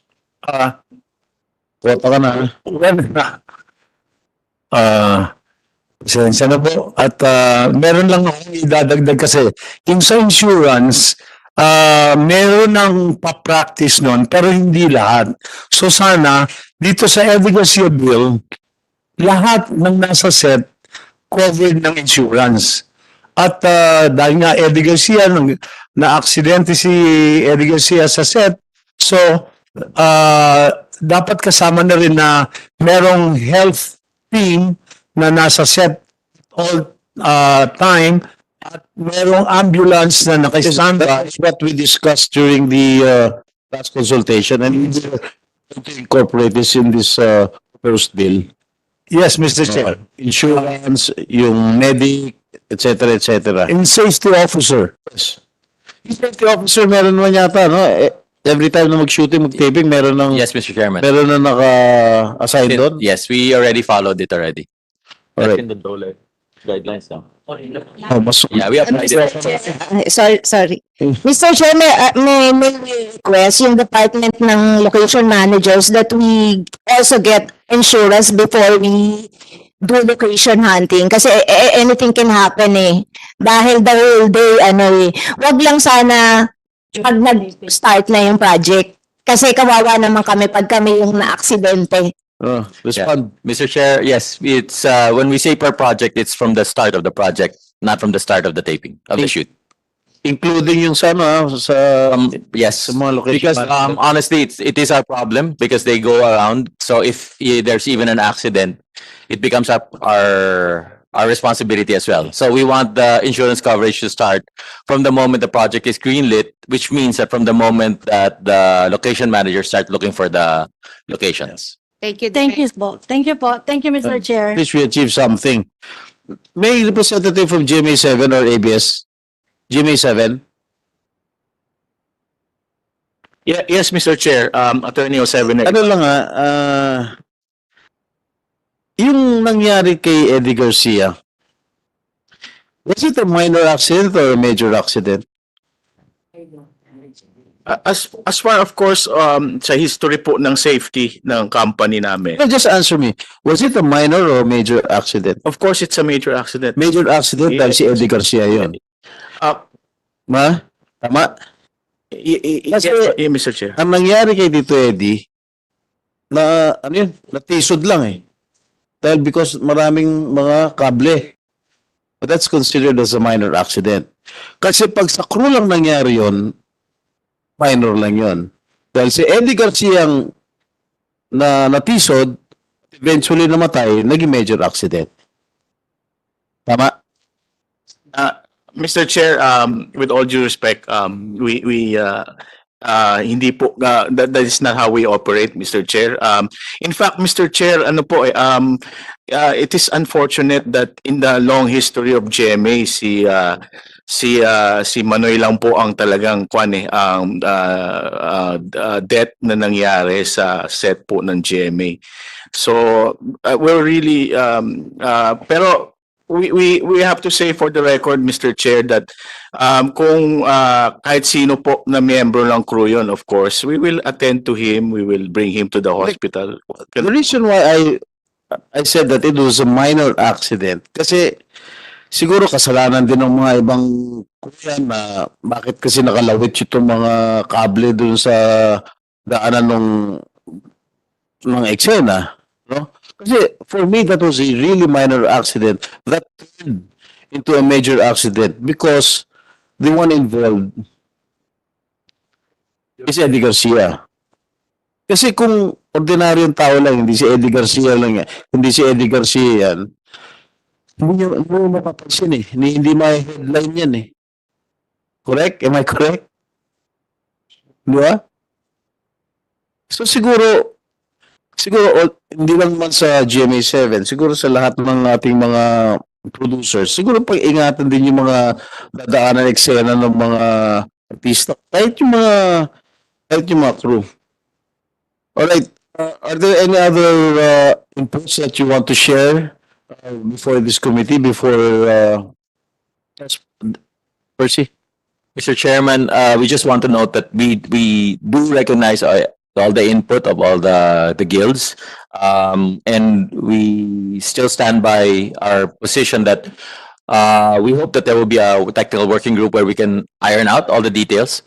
Because as the other producers have pointed out, we haven't even considered smaller, I guess, complications to our workflow. Like, for instance, the truck ban that prevents us from bringing production equipment and production design props to the set. So that's actually a major consideration when we start compute the time, no? Because the trucks can only travel at a certain time. So that means that the 16 hours, if we count it from the first person, then it's already dictated by when the trucks arrive. And then there's also rain, which, as you know, is a more unpredictable thing. So I think, Mr. Chairman, to appease everybody, we are very open to hearing out all of the input, and we do recognize that ultimately the goal is for the health and safety of everybody. Yes, thank you, Director Percy. After this hearing, I will instruct the committee to listen to a technical working group before I submit my committee report. Attorney Ibarra, Jim, mentioned that the Garcia bill is a class legislation. Is it? We actually, Mr. Chair, our concern, of course, for the record, Your Honor, we support initiatives to protect workers. Just for the information of all, 2 days ago we celebrated the 97th anniversary of the 8-hour working day.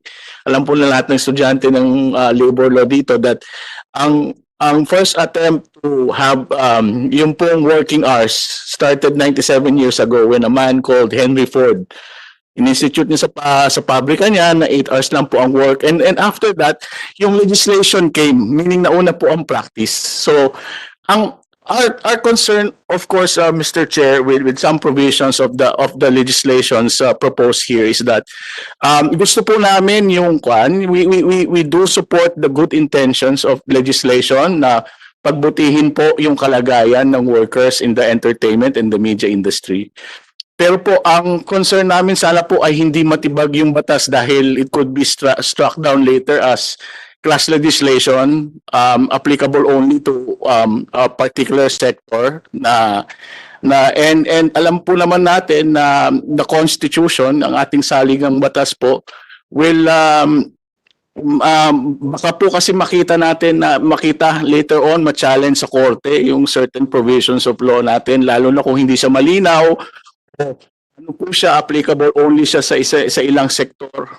Kaya nga po, we're willing to help hand in hand with both committees para pag igingin po na yung batas na ipapasa natin ay mainam at hindi po matcha-challenge sa korte. Okay. Dale, any representative from the Department of Labor?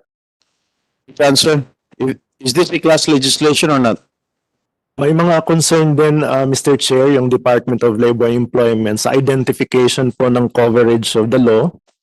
Ang proposal po sana namin ay i-expand it further para po makover yung other players within the creative industry and creative and entertainment industry para po masako po lahat ng stakeholders po within the industry.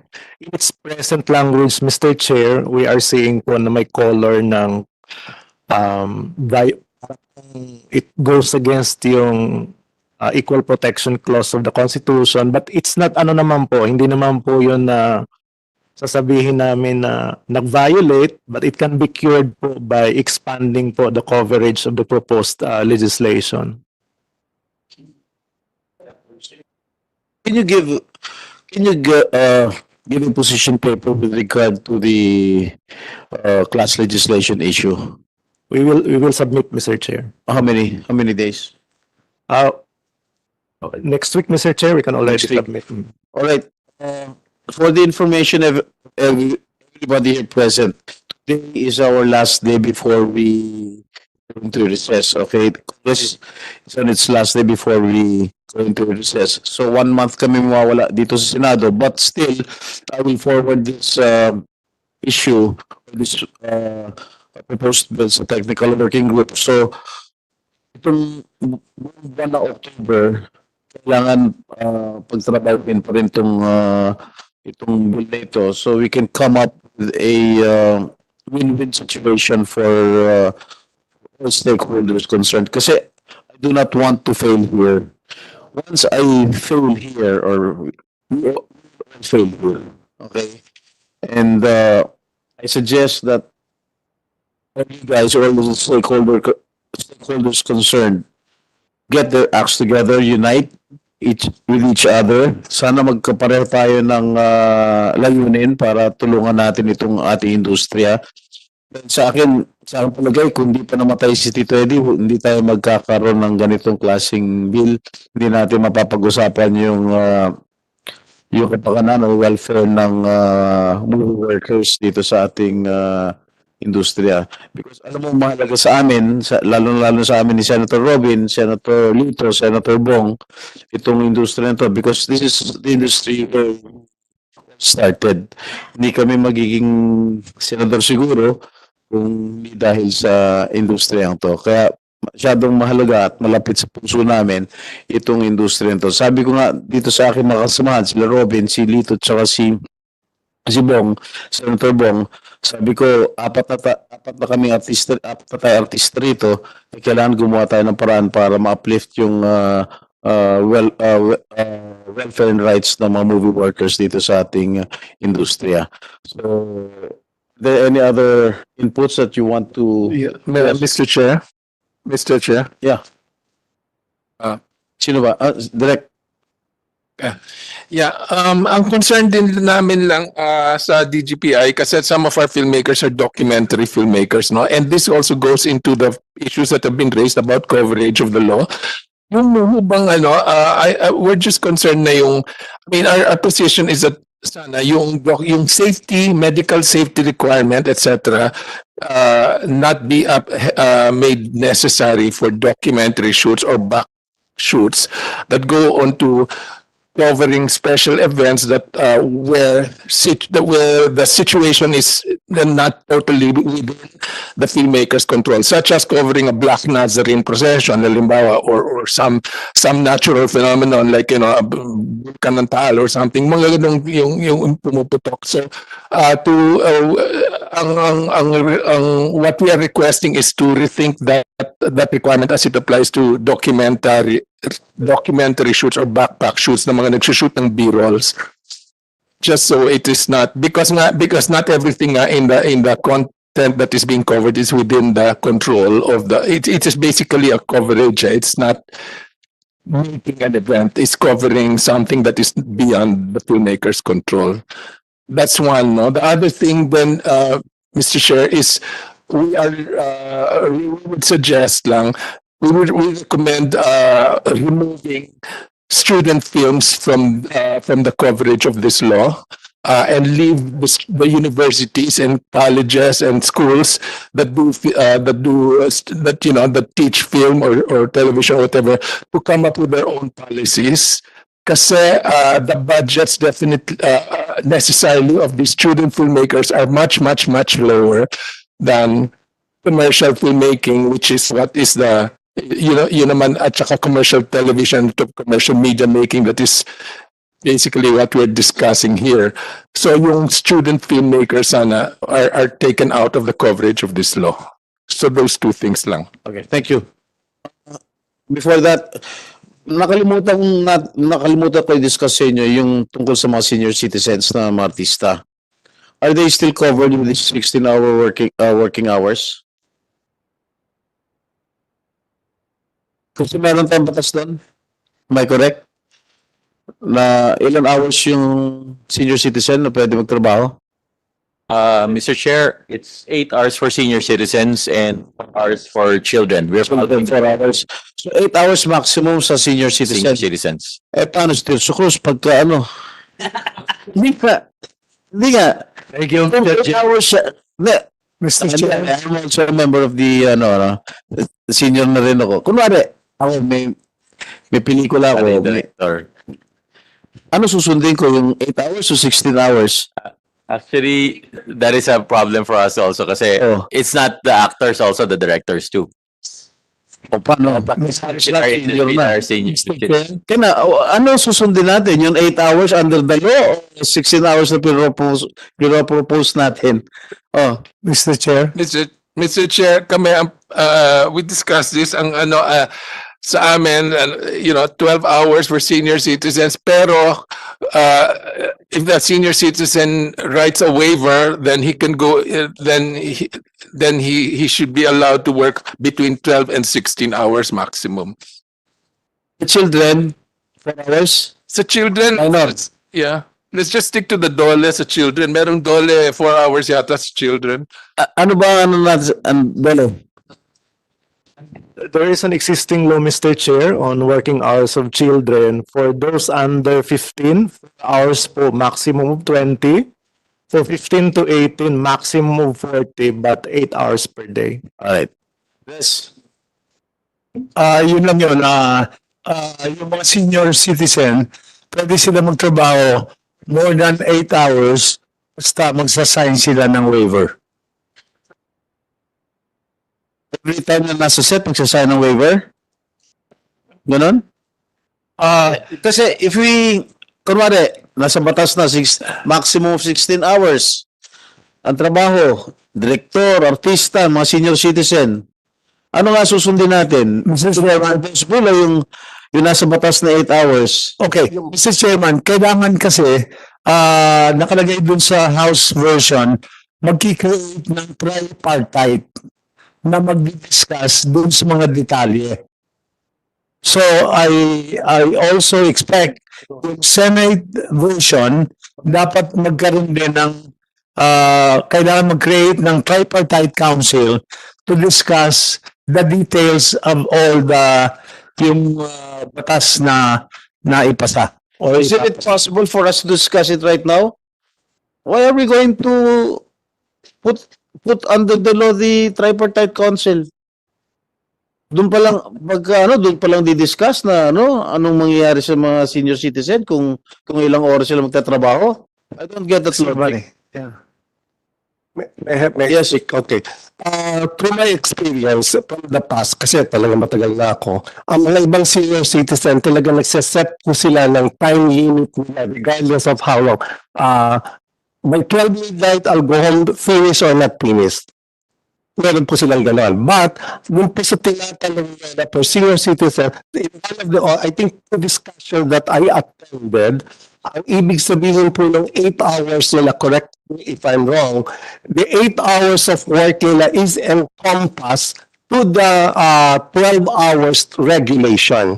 Meaning kung 8 hours po, yung working limit talaga nila. Hindi po, you don't consider them under the 16 hours or the 14 hours. Kung sa 12 hours of work of acting people, 8 lang sila. So, dapat po yan nakapaloob dun sa number of hours na yan. People. Yes, gusto lang clarify as we have all talked about it.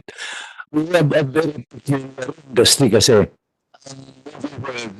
ibang klase yung itatrabaho natin. And I guess with all due respect sa Dole, yung 8 hours is referred to yung mga pumapasok sa opisina on a daily basis. Kasi tayo, hindi nga kami pumapasok sa opisina, but the demands of a shoot of a movie or a serye, bago everyday. Nag-iiba yung conditions, working conditions, nag-iiba yung mga eksena kukunan. Kuminsan, merong mga heavy scenes sa kinukunan, heavy physically, kuminsan heavy emotionally. So, kaya yung sinasabing mahirap po sa 8 hours na as compared to regular worker, pag ikinumpare mo yung taga-pelikula, because sabi nga, I think, everybody na taga-pelikula will say talaga na kakaiba yung industry natin and you cannot compare it to any other regular work.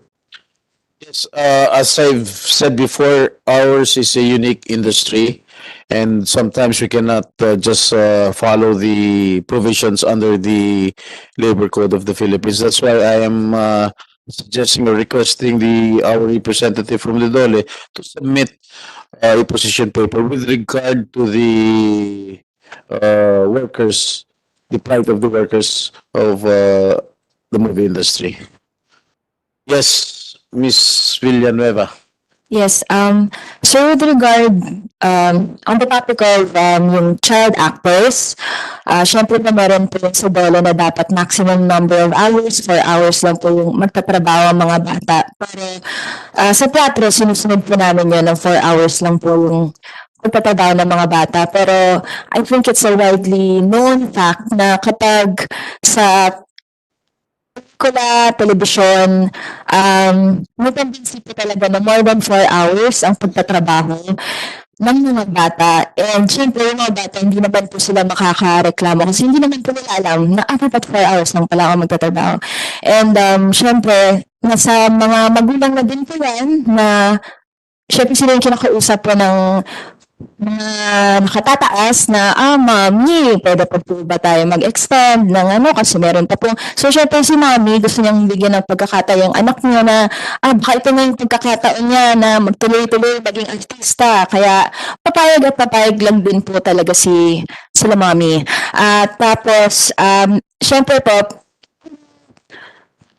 titingnan natin, syempre ipaprioritize din po talaga yung pagkukuha sa mga bata na papayag yan na more than 4 hours yung trabaho, hindi natin kailangan problemahin. So, yun din po siguro yung kailangan nating tingnan as hindi po talaga nasusunod yung 4 hours ng DOLE sa industriyang ito.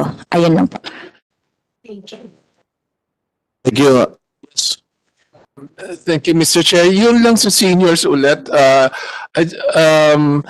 We're just concerned kasi na syempre ang talagang recommendation namin is to kasi ano naman to, meron namang required na safety medical people on the set.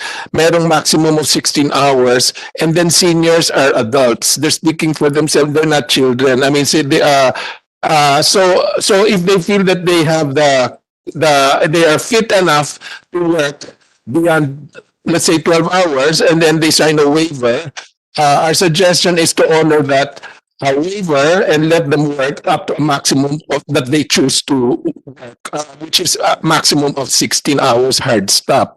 At saka ano naman yan, so kasama na rin, yun ang recommendation namin talaga because otherwise it could also be discriminatory to the seniors who are willing to work and who feel that they are fit enough to work up to 16 hours if necessary, maximum 16. So with waiver, thank you. Mr. Chair. Yes, you are Carlo Maceda po from the Guild of the Philippines. Oh,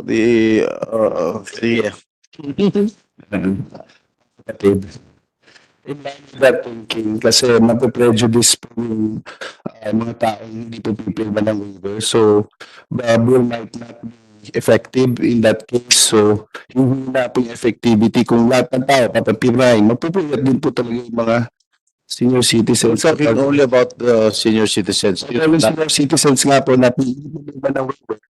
Baka ma-prejudice nga po like what Direct Lily said. Sige po. Okay.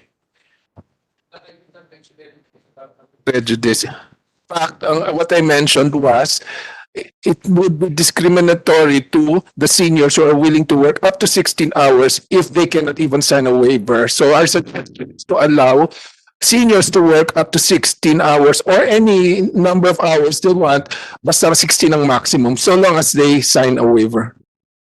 Thank you. Thank you. Ganun din yung position ni Res, no? Permay ng waiver yung mga senior citizen. Ano ito? Every time na mag-shooting or mag-taping, kailangan pumirma ang mga senior citizen if they allow themselves to work for 18 hours? Is my understanding correct? Kung yun ang nasa plans, we have to isang project na lang, isang perma, isang project.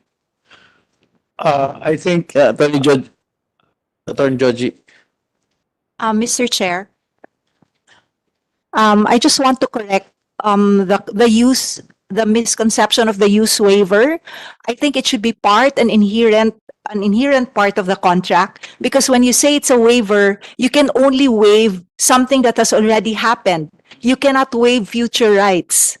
So in that kind of a scenario, the person who signed a waiver, who supposedly gave up future rights, can still actually run after the producers. So it must be part and parcel of the contract itself, not a waiver.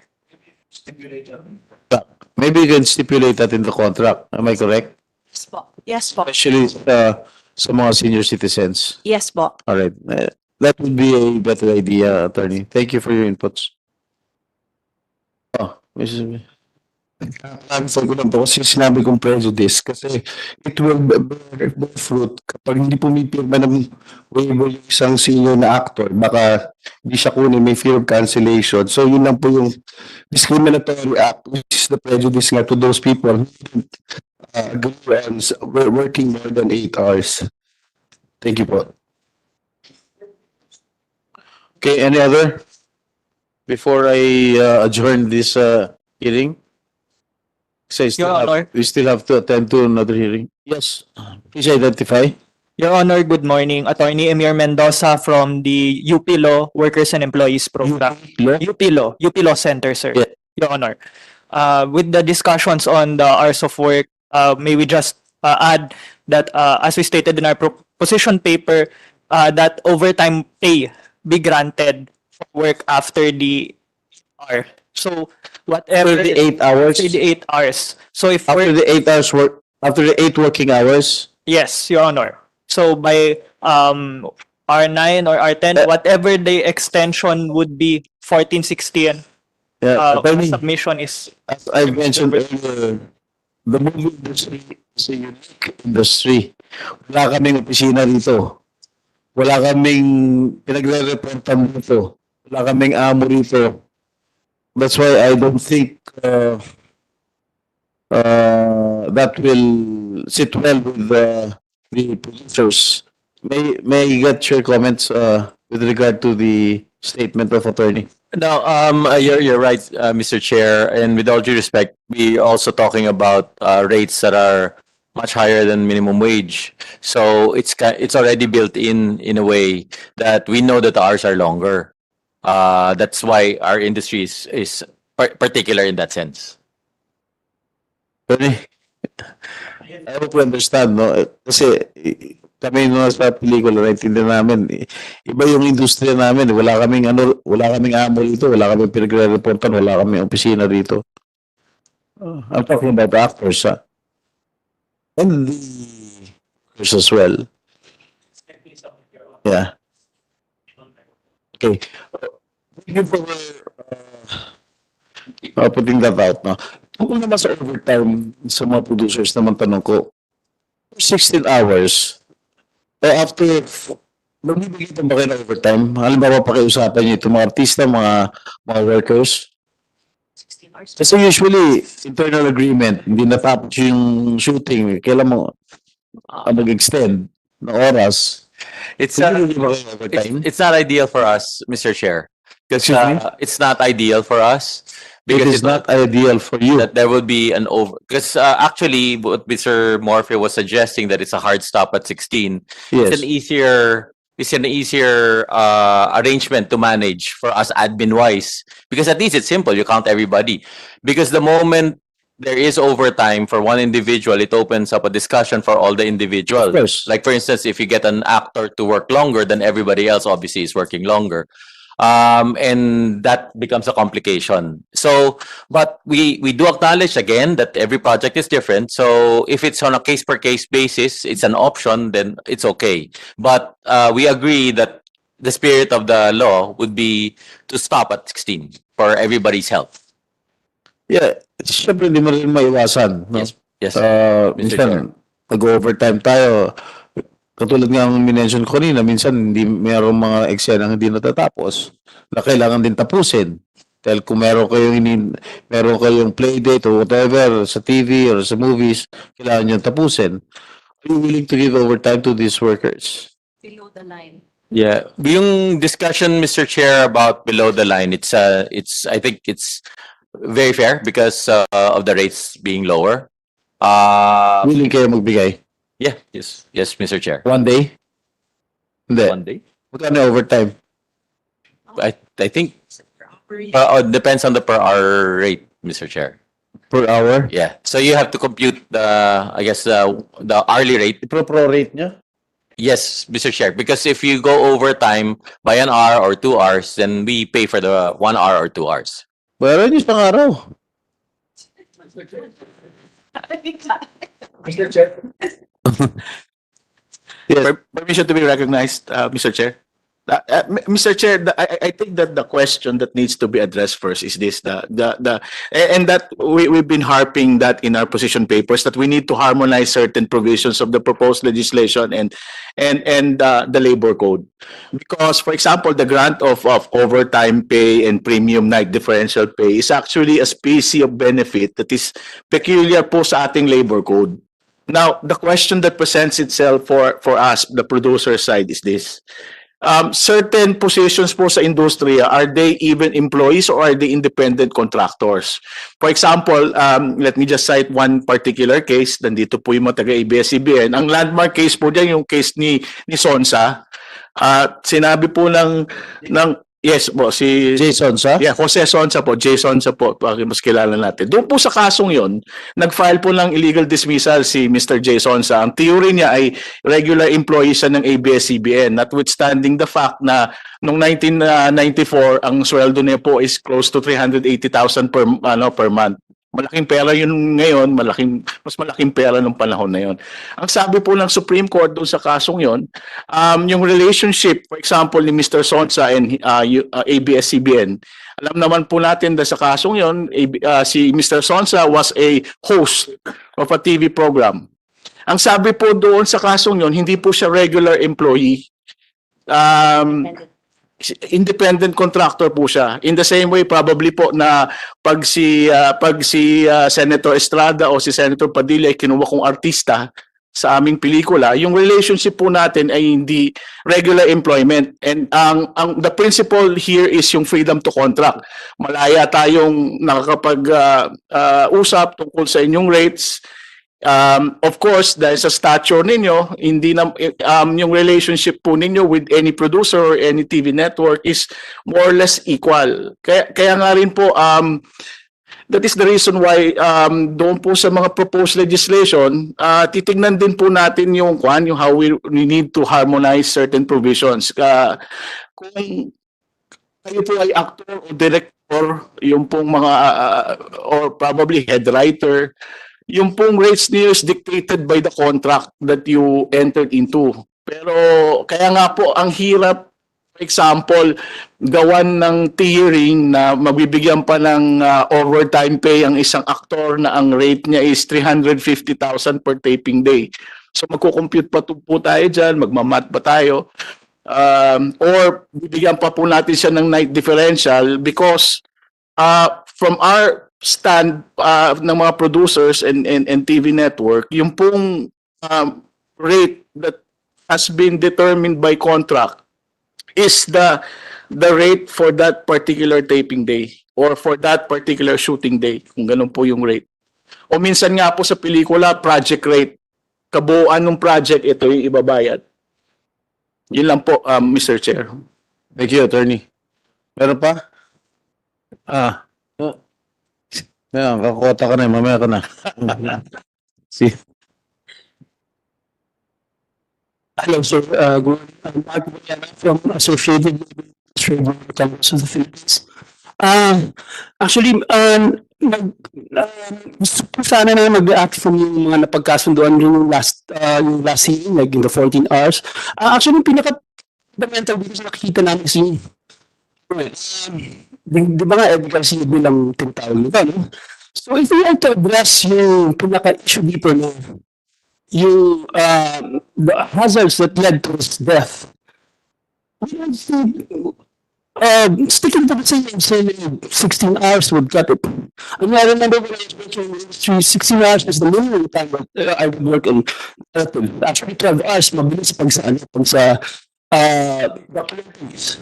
Yun yung pinakamabilis. Pero 16 hours is minimum. Actually, ang typical nga, nakikita ko 24. Pero nakikita po namin is, still have credibility. So you have to address the fundamental issues na kaya nga kailangan pag-usapan mo aside from yung occupational health issues, kailangan pag-usapan mo yung security of tenure issues kasi it leads to that, di ba?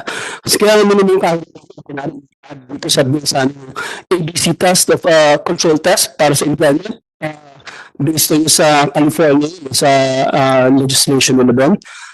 Yung isa naman sinasuggest ko yung napagkasundo ang 14 hours last time is pwede plan na may scaled na kung every 2 years binabawasan 13 hours tapos 12 hours para yung workflow ng lahat i-address na unti-unti sa lahat para mapunta sa 12. Kasi nga ang issue dito is maging makumbaga mag-conform with the rest of the legislation. As it is yung 12 hours na yan, pinag-usapan natin maximum. Actually, with sa practices, yun yung standard eh. The actual standard should be 8. So, as it is, may yun eh.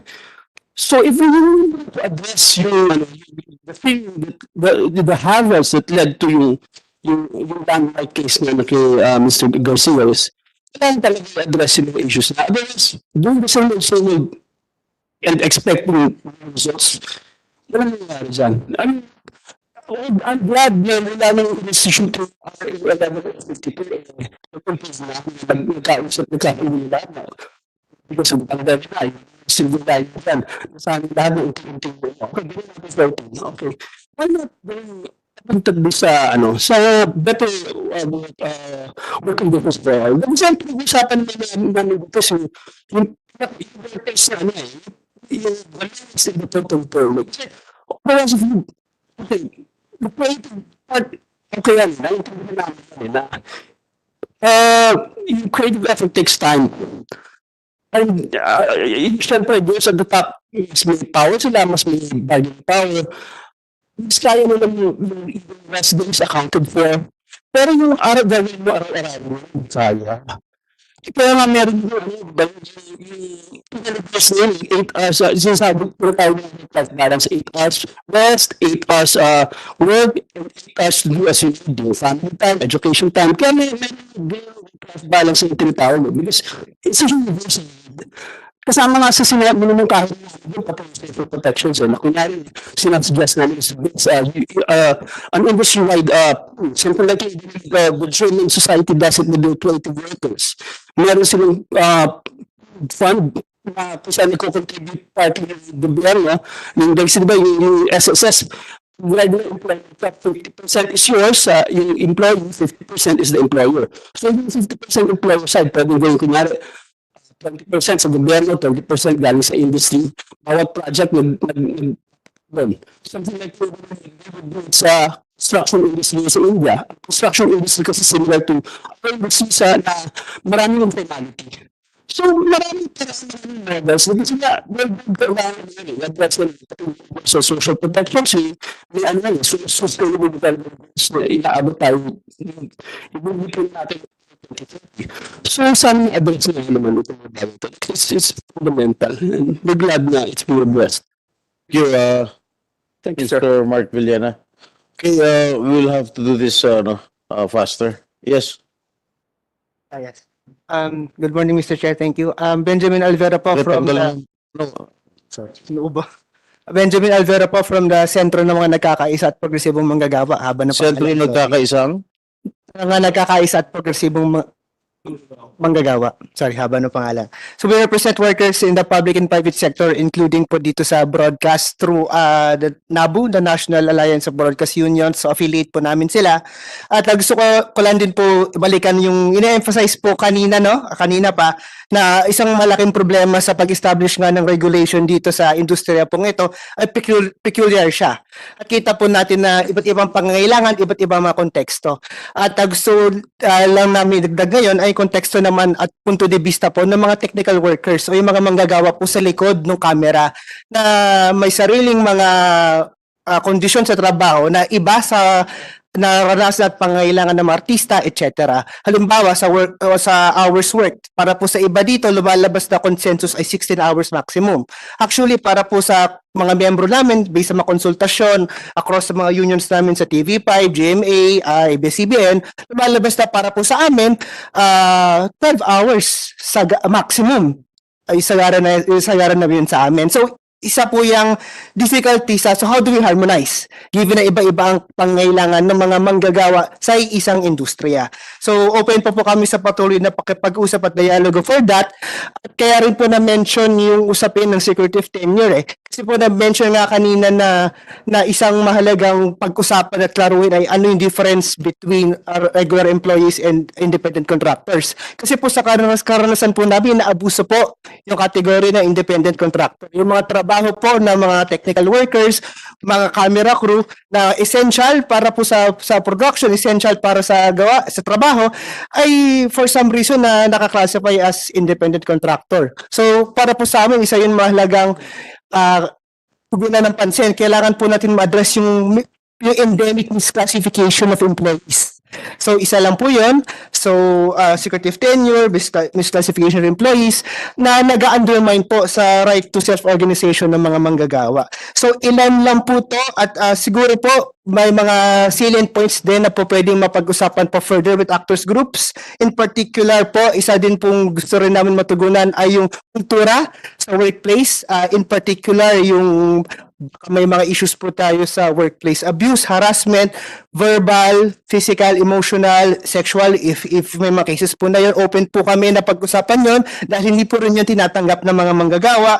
At isa din po na gusto namin mapag-usapan at ay yung problema po nung non-compete clause na kahit po mga technical workers ay nasasaklawan nun. So ilan lang po to sa mga bagay na gusto po namin din matugunan at open po kami na makapag-usap sa mga producers, actors, organizations so masigurado natin na yung framework na nalilikha po natin dito ay protektado po lahat mula sa artista hanggang sa camera crew hanggang sa bahala sa lighting, etc. Salamat po. Salamat, Ginoong Benjamin. Anyway, we will invite you pagdating sa technical working group to share your opinion and insights. Right? Ano pa? Kasi meron pa ako hearing na natin doon. Yeah, Manny. Chairman, balik na po lang yung issue yung tinatanong mo kanina tungkol sa overtime pay. Kami po sa aming grupo, kaya hindi namin tinatanggap ang extension for the information of everybody, magiging malaking gulo po yun Kasi ang remuneration or overtime pay ng mga networks or producer depends, hindi po pantay-pantay Meron pong bibigyan ng additional 1 whole day, may iba 1/2. So pag nalaman ng iba, ay ba't kami kalahati lang binayad sa amin, ay kalahati, ba't doon buo? So meaning, ang point ko po, wala na talaga po sanang extension ang working hours, wala nang overtime, wala nang babayarang kasi lahat po kami naka-fix na alam namin sa utak namin na ang aming fee for a day ganoon. Para hindi na po tayo magkaroon ng selusan. At talagang treatment po, no offense meant to the producers and network, iba-iba ang treatment nila sa payment ng extension and overtime. I am a victim of such. Thank you. Thank you. Salita ko ulit. Isang huling karagdagan lang. One reason why we think 16 hours is not going to cut it as far as occupational health needs go. Kasi, once you start moving from onwards, medyo nag-decline na talaga yung productivity at saka yung acuity doing things. Kaya nga, Mr. Garcia is ganun na. So, fundamental talaga yung issue itong i-address natin yung work hours na yun sana magandang unti-unting scale lang para masanay lang lahat. Thank you. Thank you. And I would like to remind the producers concerned or present here today, kasi nung last consultation, meron ibang grupo na nagko-complain dun sa kanilang, lalo na yung mga talents. I think particularly yung mga talents, yung grupo ng mga talents. Minsan nireklamo sila kasi wala silang, minsan naka-standby area, nasa Nasa corridor lang sila, nasa kalsada lang sila. Tapos yung kanilang CR, wala silang magamit na CR. Pati yung pagkain nila, iba yung pagkain ng talents saka rin sa mga artista. Saka yung pagtrato daw sa kanila, hindi raw maganda. So siguro iwasan natin yung mga ganong klaseng ano. At bigyan natin sila ng wala nga sweldo niya. Anyway, iwasan natin, bigyan natin sila ng standby area kung pwede yung mga talents. Kasi yun ang kanilang nireklamo before. Yes. My name po is Ana Puod from PTV. But gusto ko lang pong ibigay yung aking personal opinion kasi yung ibang mga nire-raise po ng mga resource person, I think po mas dapat ang i-push po natin yung legislation para sa mga manggagawa po sa broadcast and news media kasi baka nakakalito po doon sa industriya nila dahil iba po talaga yung nature ng mga nasa film industry. So kung ako po ay yun pong mas gusto ko pong idulog sa inyo na kung meron po kayong pending bill para naman po sa benepisyo po sa welfare ng mga journalist at mga nasa media po, yun po yung gusto naming i-push at baka sa separate na hearing o ibang pag-uusap po, doon po I natin. think during the last hearing, we already tackled my other bill, major workers welfare act. Now we're just concentrating first on the Eddie Garcia bill. Correct po. At yung Major Workers Welfare Act, I think we will submit it already to the technical working group as well as this Eddie Garcia bill. Correct po, Senator. Para lang po dun sa kaalaman po ng mga kasama namin kasi yung iba pong sinusulong nila ay mas bagay po doon po natin mabring up para hindi po tayo makasama na sa komplikasyon po nung ginagawa po dito sa bill po para sa mga nasa film industry. All right. Thank you. Mr. Chair? Mr. Chair? Magandang araw po, Mr. Chair. Yung pong tukoy ni Miss Ana po, yun po kasi kami po, naniniwala kami sa broadcast na yung film at yung sa television ay hindi na po nagkakalayo. Ay katunayan po yung aksidente na nangyari sa mahal nating si Eddie Garcia ay ayun po ay programa sa television po. So, sa ngayon po, yung plataforma na nilalabasan ng movie tsaka television ay isang na rin po sa mga video streaming. Yun po, kaya naniniwala po kami na sa aming nga pong posisyon, gusto namin pong i-merge yung batas dito sa Eddie Garcia Law at sa Media and Entertainment Workers Welfare Act. Yun lamang po. Maraming salamat. Okay, salamat. Before we adjourn, I think Senator Robin has something to say. Kanyang closing remark. Maraming salamat po, Chairman. Gusto ko lamang pong malaman ng lahat yung pinag-usapan po natin ng Eddie Garcia bill. Nag-shooting ako, Chairman. Sinubukan ko yung 10 hours. Sa tulong po ng mga profesional ng mga tao. Nagawa namin ng 12 hours. Action. Opo, action. Hard action. Nagpasabog pa kami ng truck. 12 hours pagka-grind. Yung grind. Bali, all in all, 14 hours. Yung travel, punta doon, preparation. Kasi na-inspire kami by Direct Coco Martin. Kasi nung nakausap natin si Direct Coco Martin, sinabi niya nagagawa nila ng 12 hours. Nung hindi ako makapaniwala. Sabi ko parang binabola yata ako ni Coco. Kaya ang ginawa ko, nag-shooting ako. Ginawa ko ng mga tao niya sa Batang Quiapo. Nagawa namin. Pero hard action to. It's doable. Pati pagkain, sinubukan namin. Yun lang yung pagkain ng chairman. Sinubukan namin ng 150. Medyo hindi masaya yung mga tao sa 150. Sinubukan namin yung 250. Masaya yung mga tao sa 250. Kasi yung 150, parang tawag doon, parang, styro. Nasa styro. Pa-clutch. 215, di ba pa-clutch? Tuturing. Okay.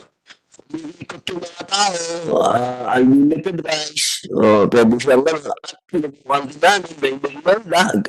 Masaya sila, may merienda. Sinubukan din namin, anong tawag doon, yung binibigay lang pera? Allowance. So, sinubukan din namin yun kasi magpapakap kami ng alas 6. Sinubukan namin binibigay lang ng pera. Kaya din sila doon kasi dala na naman yung pera.